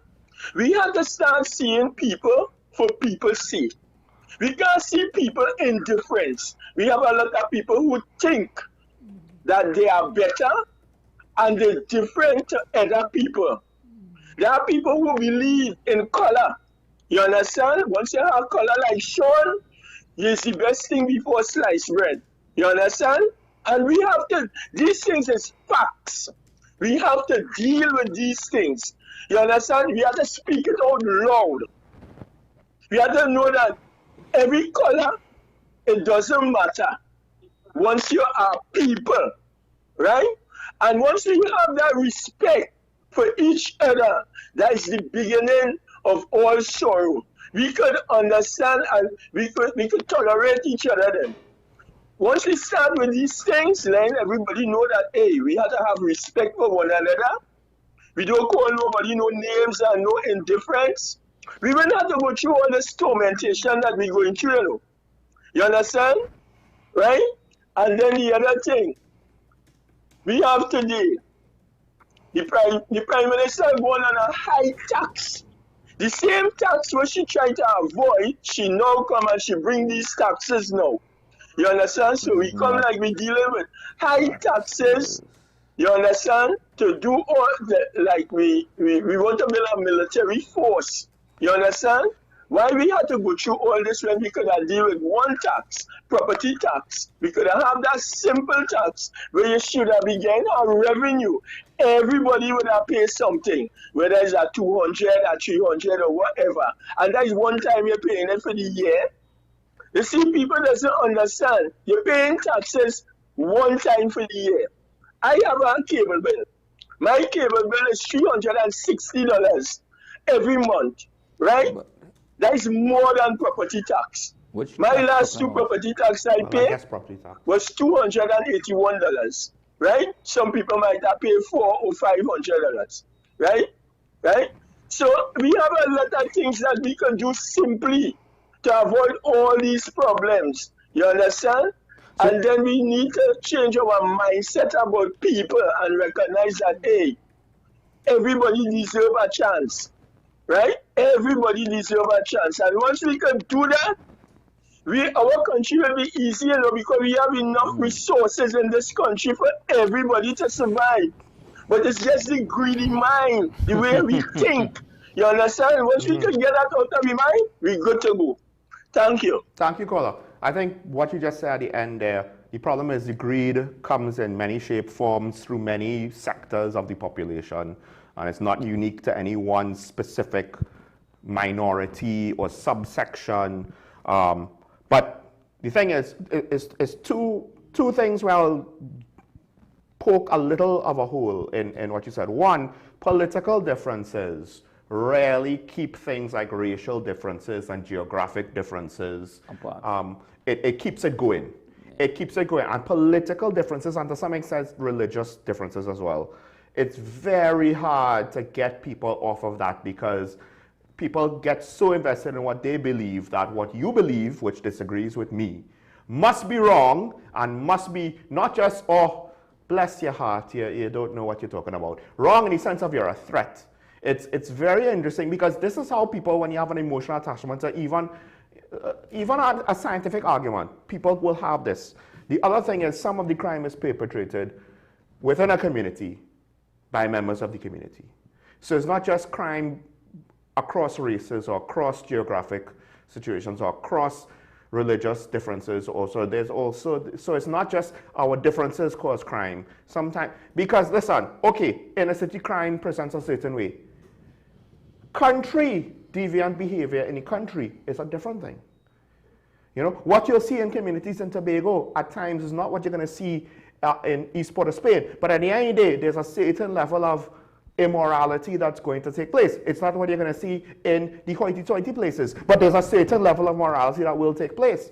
So that's the thing. I understand respect for each other, but it's not just the respect for each other as different races. We have to have respect for other races, for other demographics. We also have to have respect for our own, because at times we don't have respect for our own. And you could argue some of the politicians show that. So, and one of the things that we have to look at is also is that, and we have to acknowledge, is that when crimes are committed in the communities, in some communities when they commit known crimes, we tend to use we use the race card conveniently when it's when the narrative is there for us to use it. But the reality is that if you want to use it holistically, crime is committed by the majority of crime that is committed against the citizens of Trinidad and Tobago is by citizens of Trinidad and Tobago. Yeah, just blanket, that's it. So whether you're race, color, religion, you're a citizen of Trinidad and Tobago. And no citizen from outside of Trinidad and Tobago is coming to commit all the crimes in Trinidad and Tobago. Is we committing our own crimes. So if we are committing our own crimes, we have to see about our own house. And we could bring that, we could bring that down lower to the lower level, is that the persons who live in a community are committing the crimes against their own citizens of Trinidad and Tobago. Bring it down further.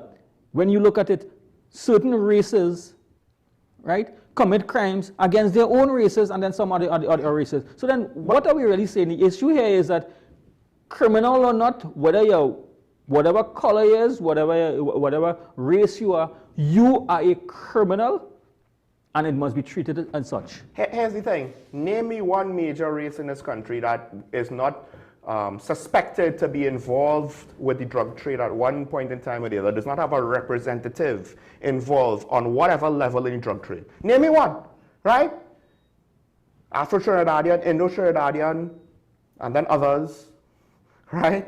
Like, name me one. Chinese Trinidadians are suspected of being in major crimes. The Syrian Trinidadians. Syrian Trinidadians, right? I mean, maybe you could say European Trinidadians. We don't know. We don't know, but at the end of the day... But I mean, that group is such a subsection of a subsection at that point when we talk about. But, right? But Chinese Trinidadians, Syrian Trinidadians, they're a small subsection. But I'm saying that we keep making this divide.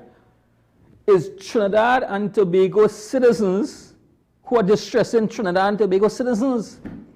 And the vast majority of it is Trinidad and Tobago citizens, and we keep making excuses for our own citizens' behavior. The problem is, the argument comes from North America and Europe, where you're seeing a white majority. So obviously there must be something wrong. And I'm like, look, even if there's something wrong over there, we can't take that and come here where we have different racial mixes and a different history, right? We don't have a majority population that has a history of oppressing the rest of the minority populations. We don't have that. I think the majority population in Trinidad and Tobago right now might be the mix. Because everybody, for the last number of years, because if we were 60% of former British citizens, then maybe you could kind of make that argument. But we don't even have a minority of the colonials here to say that are in charge. The callaloo mixture of our racial or the ethnicity of our people, if we go down to the ethnicity and do DNA tracing from the we so mix with each other because your grandparents of this race, this ethnicity, and this.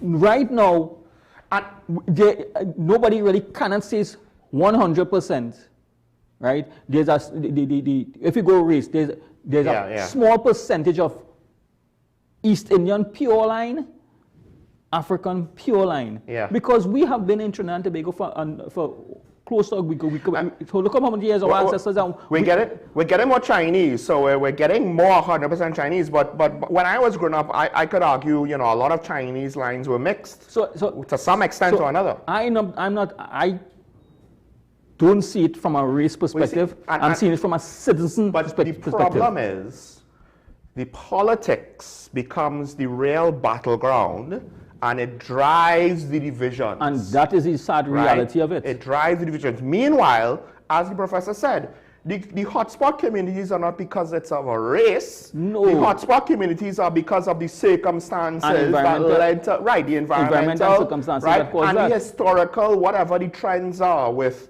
who came in, who left, right, and how, you know, what neglects was because of whatever administration, or maybe they had a bad counselor for too long. Like, there's a whole host of things. But the issue is, you don't need, there's not like a formula that you could just identify and it's going to happen, you know, all at once or within 2 to 3 years. You just need deficiencies here, there, and it starts to pile on, and it's difficult to reverse, and you get these situations. And we keep making excuses, whatever excuse you want. That's the other thing. From a political perspective, you're targeting this political group who may or may not be affiliated with a particular party. You're targeting this ethnicity. You're targeting this geographical location. But at the end of the day, we have to understand that we are making excuses for people. Well, also, it doesn't help that the politicians, the criminals, find ways to involve themselves with politicians. Let me put it that way. It doesn't have to be outright corruption and bribery. But, you know, that's a community leader. But, yeah, so we classify them as a community leader. As a community leader, right? Right? From it's one of the things where, as much as Karen will be very appreciative of Mr. Manning, and will want to point all the good things. She and all admitted that might have been one of the major stumbling blocks of his last time in office. And look, the last PNM regime had at least one minister who was fired multiple times who is associated with a community leader, right? And maybe we'll find out with this administration who is close to community leaders. We don't know. Criminals find a way to involve themselves. So let's throw this into the mix. The fees for driving under the influence of alcohol went up. Mm-hmm. Speeding has gone up. Good. We're making excuses why the fees are so high. Mm-hmm. It shouldn't be so much. It shouldn't be this and shouldn't be that. I'm not talking about the other traffic offenses that I am in support of that shouldn't be so high because they are not... it doesn't form part of it's not necessary. Safety and it doesn't form part of road safety. That can't change the safety of your vehicle on the road. It has no indication on that, right? And there are some minor things, so we could leave that out. But yeah, because I was now thinking with regards to drunk driving, I'm not really gonna fight down if they increase drunk driving fines. That's not driving without insurance. All of those things, type of things, and I want people to understand the bigger picture behind it. It is not about the insurance alone. It's the fact that you do not have coverage in the event of an incident. Mm-hmm. The consequences of what is going to take place where persons, the same law-abiding citizens and the same poor man on the road, mm-hmm.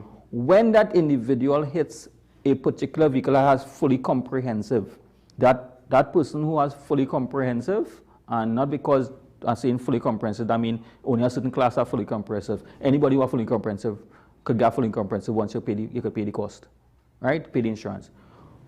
All you're going to pay is what? They pay the excess, and the insurance company deals with your vehicle. Yeah. Good.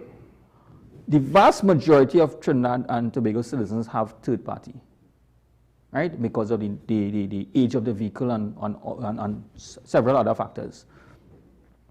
When you go and you get an accident, a little fender bender, the headache that you have to go through to get the fender bender, you who is right in the accident had to cover your costs to get the insurance company to pay the rest. So why am I paying all that when I'm supposed to have when I am being a law-abiding citizen and I'm ensuring that my vehicle has proper coverage to be on the road. So in the event of some incident where somebody, when I'm not wrong, the insurance company could settle that out for me because I've been paying my business.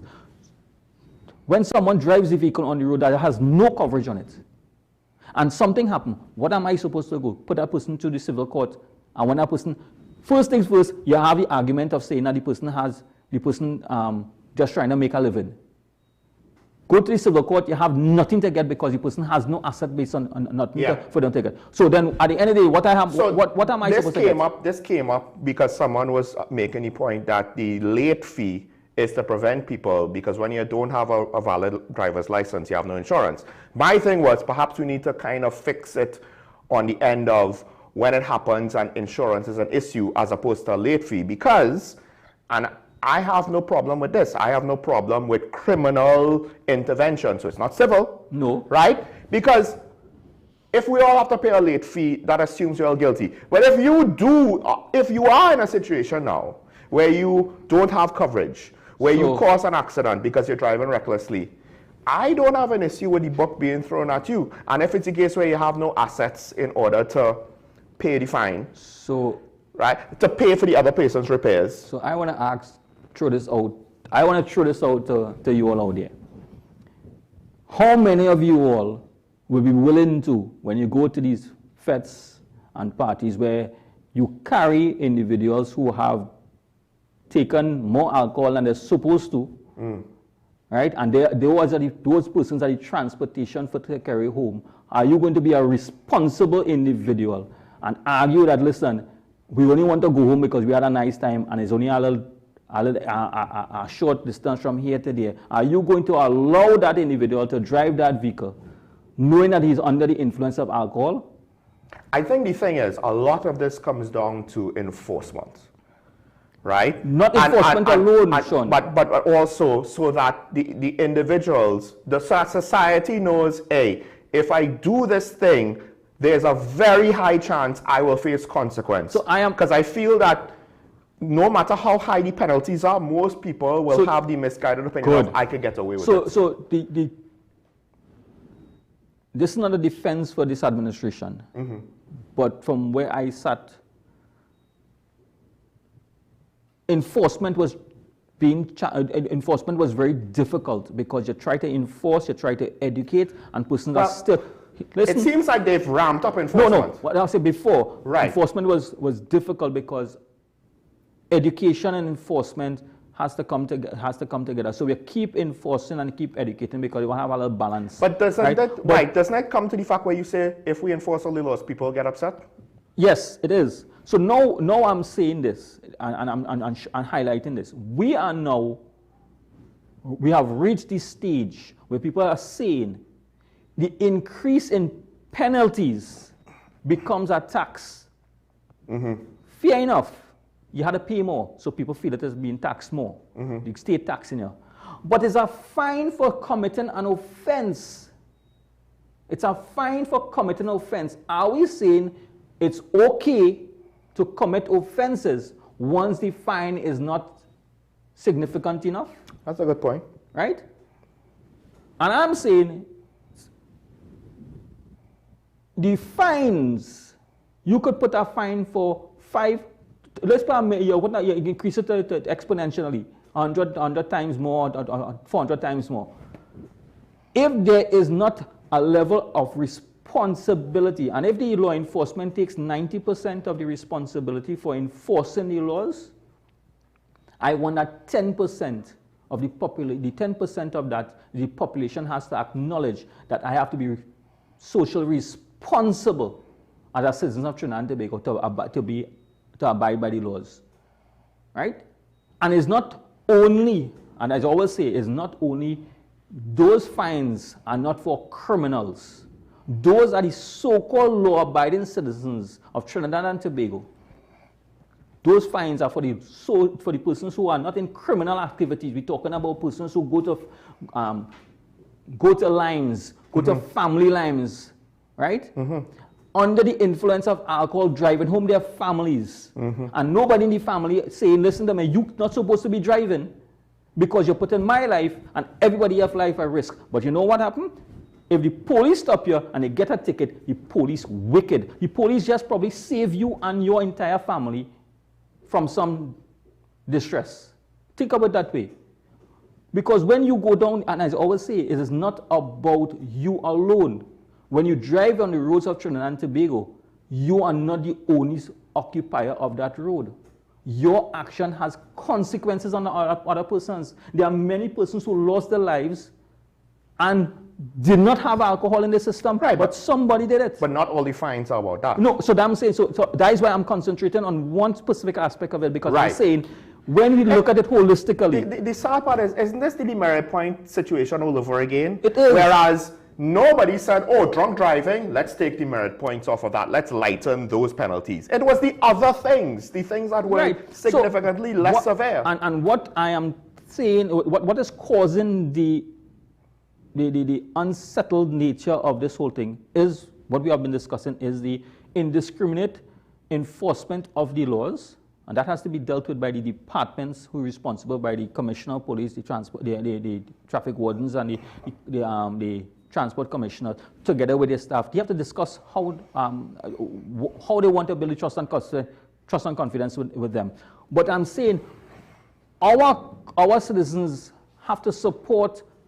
Yes. Support the measures. But the problem is the timing. When you do all of these various things to increase, whether it's fines, customs and excise, etc., it's hard for you, for me to expect the public to be like, oh, no, this is not a money grab. It is not going to be. Unfortunately, you've done it in a way where the timing of it and the context of it works against you, and you have not been able to successfully communicate otherwise. That, and like we say on an occasion, communication is important, San Fernando. We have San Fernando. We do have a comment. We'll get to the comment, but San Fernando first. Good morning, caller. You're on here.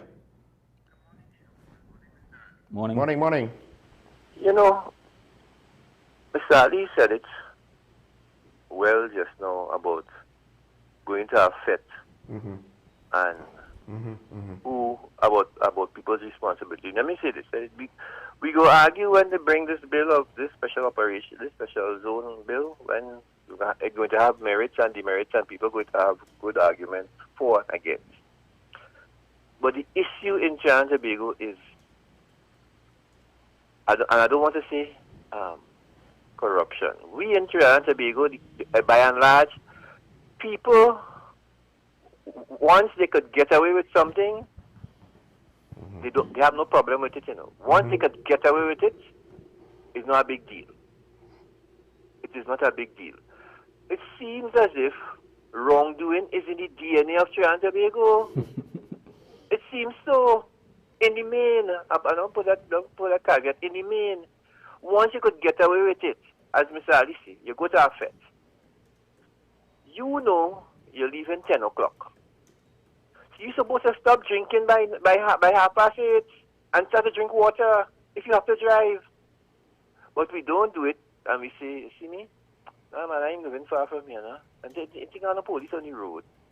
And they go lock up everybody. That's the thinking, you know. That is the mindset. And we continue. This has been going on since I was a schoolboy.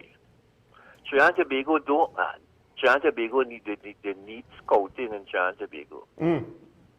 We had a motto: do the right thing because it's the right thing to do. I have lived my life by that, you know. I have also lived my life to a Cub Scout promise, you know. I promise to do my best, to do my duty to God, well, I'm no queen again, and my country, to help other people and to keep the law. And that is it. That was so simple. That was drilled into my head from second year. And then it just became natural. And I have brought up my children the same way. I have picked my friends the same way. I have dealt with people the same way. And this is that guy from Clarkson Bay. It's simple to fix this place, you know. It's simple to fix this place, you know. The people don't want to fix it. We don't want it fixed ourselves because of the attitude. Because of the attitude. All what we all saying this morning here. Trinidad and Tobago is an easy fix. It's an easy fix. A little law enforcement, a little this, a little that. But people, everybody want to get away with something in Trinidad and Tobago. I could get away with it. Well, I know somebody I could call so I could get away with it. Good day, gentlemen.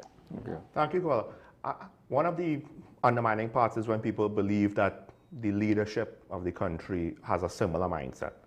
And one of the things with the internet is, in various avenues, when you have people in certain environments, chat groups, video games, whatever, where you are free to do whatever, however, and regulations are limited or non-existent, you see this phenomenon of, why am I going to be a good person when, you know, everybody left, right, and center is taking advantage of everybody else? It's interesting because, technically speaking, no one is being harmed per se in a lot of these instances, except emotionally. But I'll say this, one thing that I get with doing things is this weird. The problem is, what people don't understand, technically it's not out of maliciousness. People don't drink and drive because they want to get into an accident and cause death and destruction. It's just selfishness. I want to drink and then drive. Right. And, you know, I'm not going to get into an accident because I don't understand that as I get older, maybe I can't hold my liquor as I used to. Or at the end of the day, I just need one bad night and I'll cause a family to be destroyed. They're not thinking in terms of that. They're just thinking in terms of, I don't want to be inconvenienced. I want to drink at this party, and then when I'm ready, I want to get in my car and do whatever. So it's easier for people to justify, to rationalize it in their mind, because they're not looking to cause death and destruction. They're not looking to break the law, but they are putting, statistically, if too many of us do that, we are going to have death and destruction.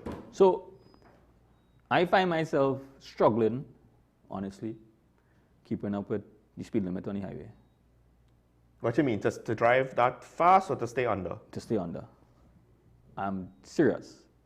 No, actually, on a straight road. Here why? On a straight road, if you don't pay attention, you don't have to put that much, depending on your car, you don't have to put that much pressure. No. You will just accelerate. So, yeah. I find myself, in the last couple of months, keep monitoring my speedometer when I'm on the road, which is not a good thing because I always have to keep watching my speedometer. Yeah, because you're looking down. Right. Yeah. Because in no time, sometimes you're at 80, you're at 90, somebody just whoosh past side of you. Sometimes you reach at 100, yeah, you might reach 100. I may cross 100 occasionally, my bad, right? But when I check myself, I had to come back down. Yeah. Right? But it's difficult because I'm saying, the challenge that we're saying, that we have to look at it. So I am hopeful that the administration could understand that after we address some of these issues with speeding on the highway, they need to address the issues of the three lanes on a highway with the same speed. I mean, it doesn't make any logical sense. Yeah, courtesy on how you drive. Right, so it doesn't make logical sense, but that's something for, I hope the administration can look at it from a different perspective. But it is difficult because when you look at the speed limits in some of the roads, and this is not an excuse for anyone, please, right? To say that because of the speed limits and whatever circumstances that you want to breach the speed limit. If I get a ticket, I gotta pay it, and hopefully I had no money to be paying no ticket, so I try my best not to even look to get a ticket, right? So you look at what is taking place. You're on the road, and I'm saying you see persons still on this. You are still seeing persons behaving recklessly, cutting in and out, driving ridiculous. You are 99 or 100, and I could tell you when you're on 100 and you're driving on 100 and somebody just go whoosh. How much faster? On two lanes. They already passing 100, and I'm saying that there are persons out here, no matter there's doubling of the speeding, and they still insist on speeding on the road. Carnival is coming around. You will see the number of persons who will be ticketed who will be arrested for driving under the influence, and then you will hear that the police is wicked.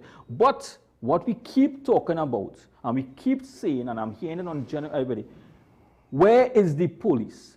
Yes, where is the police? So, but when the police appeared on the location to do what they are there to do, why are you here? So what damned you really if want? you do. And damned if you do. Damned if you do. Because we want you until you're here, and then we don't want you. I understand, because here's the phenomenon. I'm back with the older car that I had. I'm going to south. There's traffic. So I'm not thinking about speed, because I'm in traffic, right? Yeah. So you're under the speed limit. But coming back now, I already drove to south. I didn't have to think about the speed limit. And it's late at night, and your road is clear. And I'm not mashing, but as I say, you're just light on the gas. And you're already and crossing. it's going to take some time, but eventually you'll pass 100 if you're not cognizant of it. Yes. And then I'm like, oh my gosh, I'm at 110, I'm at 120, I need to slow Come down, back down. right? The thing is, when somebody overtakes you at around those speeds, you know they're doing it intentionally. There's no way you have to mash the X to do that. There's no like, oh, I slowly accelerated to that point, right? And now what happens is I drive a lot slower, and I find that, right, even when driving slower, you could creep beyond the speed that you wanted to drive at. You know, to some extent, I drive like ultra slow now because gas is a thing, right? I don't want no tickets. So I mean, if tickets was my concern, then I used to stay at 90. Or 80, right? That was my range, right? For safety. For gas now, the range is more 70 to 80 for money. I do not want to face my colleagues, and if one of them recognize and say, Mr. Ali, you should have known better, I'll have to bow my head. Actually, the king's sister, most famously, I think one of the only time she broke the law was because she was speeding to get to something. Yeah. And I mean, I guess once you're in that situation, what do? Try and cover it up? No, you face the consequences like an adult. So I will, right? But yes, if you feel shame, I have to acknowledge. I mean, and I would not be upset with any officer who does it because they have a function to carry on and they are carrying out the function. Well, if you are caught speeding, you're not right. Yeah. Because you know better. I should have known better. You not just right, because you know the statistics, you know the consequences. Exactly. You see it. So I'm saying that we keep making some frivolous excuses as to why and why and why. And all I'm simply saying is this. You know you're not supposed to drink and drive. Mm-hmm. You know that you're supposed to have your documentation in order to have the vehicle on the road. You know that your vehicle may need certain type of repairs, right? There are isolated circumstances, I understand that, right? My thing with those last parts is you just need maybe a transition period. But drinking and driving, you don't need a transition period. So when you throw all in the same barrel together, it doesn't come out well. Because I'm saying there must be some discretion along the lines of certain things. So I'm glad right now that the administration decided to give some leeway, some days to address some situations. It's better than nothing. Also, you have to consider this, ladies and gentlemen. If there's a policy shift and you just now tell officers we're changing, you also can't expect the officers to perfectly transition to the changes. There's going to be some learning and growing pains and stuff like that as well, which is why leadership should be careful when they say, hey, we're going to just make these hard left turns and hard right turns with our shift in policy. And one of the benefits of having a transitionatory period is also to benefit the enforcement side to kind of catch up with the changes as well. Again, drunk driving doesn't need no transition. It is what it is. Right? It was bad before, it's bad now, major consequences. That's not the hard part. But I will say this though, to close, because we're over time. There's an interesting phenomenon. Now, not in North at licensed officers, because it seems like every now and then the system goes down. And conveniently you hear after the fact, oh, but they came right back up. But the people, they all left. Why? Because they probably experienced the system down. They can't tell us if it's going to be up. But that's not the point that I want to make. Apparently in San Fernando or in South, the line is overnight. So my thing about it, Sean, if you want to enforce the laws, you also need to back it up with the proper framework. Good. And it is not, and I am not putting any blame on the current minister or the previous minister of Works and Transport. Right. They are the administrators. They are The previous, maybe a little bit of blame. Maybe a little bit.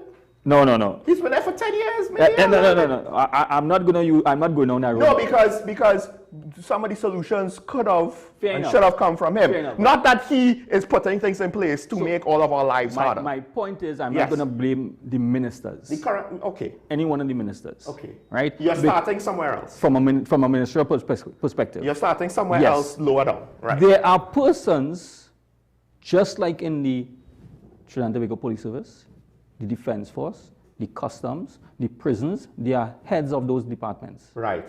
Organizations. True, fair enough. Okay, fair enough. So there's a head of the Transport License Department who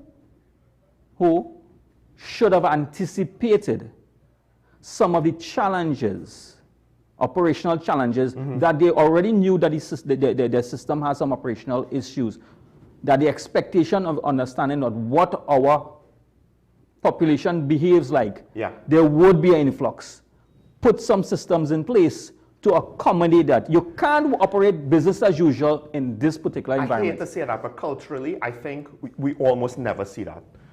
At least from the public service, and oftentimes also from the private sector. We do not see there's a rush, we need to do compensatory measures. You are still hearing persons, I know we are over time, but you're still hearing persons complaining about cashiers closing at a particular time. In this period where persons are willing to pay their money and put the house in order, cashiers should be open wholly. It shouldn't have no time.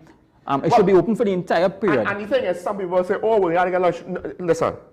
Don't forget what happened to the Registrar General's office in Tobago, where they were telling people they had to go to Trinidad to do certain things. And government had to come out and say, that is not true. That is a lie. Those people in that department should have been willing to accept the work that they were sent there to do or hired there to do, right? Because they were put there, that office was put into place in Tobago, just so that Tobagonians don't have to come to Trinidad to do those things. Yes. And in that instance, a few public servants let laziness and selfishness win.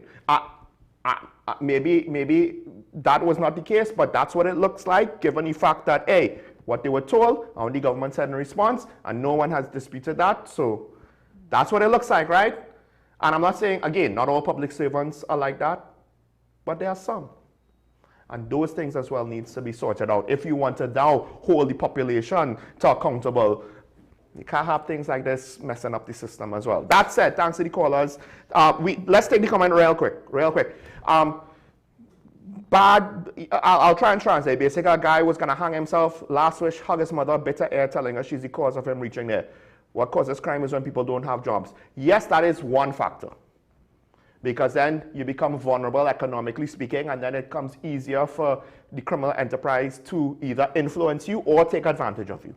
And again, that's how you get these hotspot communities, because the environment starts to degrade over time. And it's a vicious cycle, because then, of course, there's the stereotype. You're from this community, we don't want to hire you. We don't want to hire you because, you know, the stereotype is you're from that community, you're a criminal. And once you descend and the community spirals down, it's hard to bring it back up. It takes a lot of effort because it took a lot of time and a lot of factors to contribute to it spiraling down. And that last statement is that it's not correlated, because loss of job doesn't always reflect high crime. Yeah. Right? It's individual choices. Yes. And other circumstances that surround it. So we can't put all of them in the same box and say crime. Because of high crime, is people do have jobs. That doesn't always be the case. And that's why we go back to what Mr. Safananda said.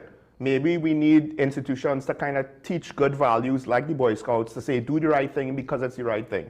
My brother was a Boy Scout, and he taught me in work processes, he does the right thing because it's the right thing. You could default to that to ensure that the work gets done properly so you don't have problems. And that is, just in that sub-aspect, that's a lesson I got from him. But morality, I would hope we would all be willing to do the right thing just because that's how we would prefer to be treated by others as well. Thanks, Ashraf, for joining me. No problem, again, Sean. thanks to the callers, thanks to the commenter. Folks, have a good weekend. Stay safe. Remember your allegiance to the Republic and to each other. Do not wish for any political entities to fail, rather hope for them to do better. It's nice to be nice. Don't let the politics, not the politicians, the politics divide us. And we'll see each other next week. Bye-bye.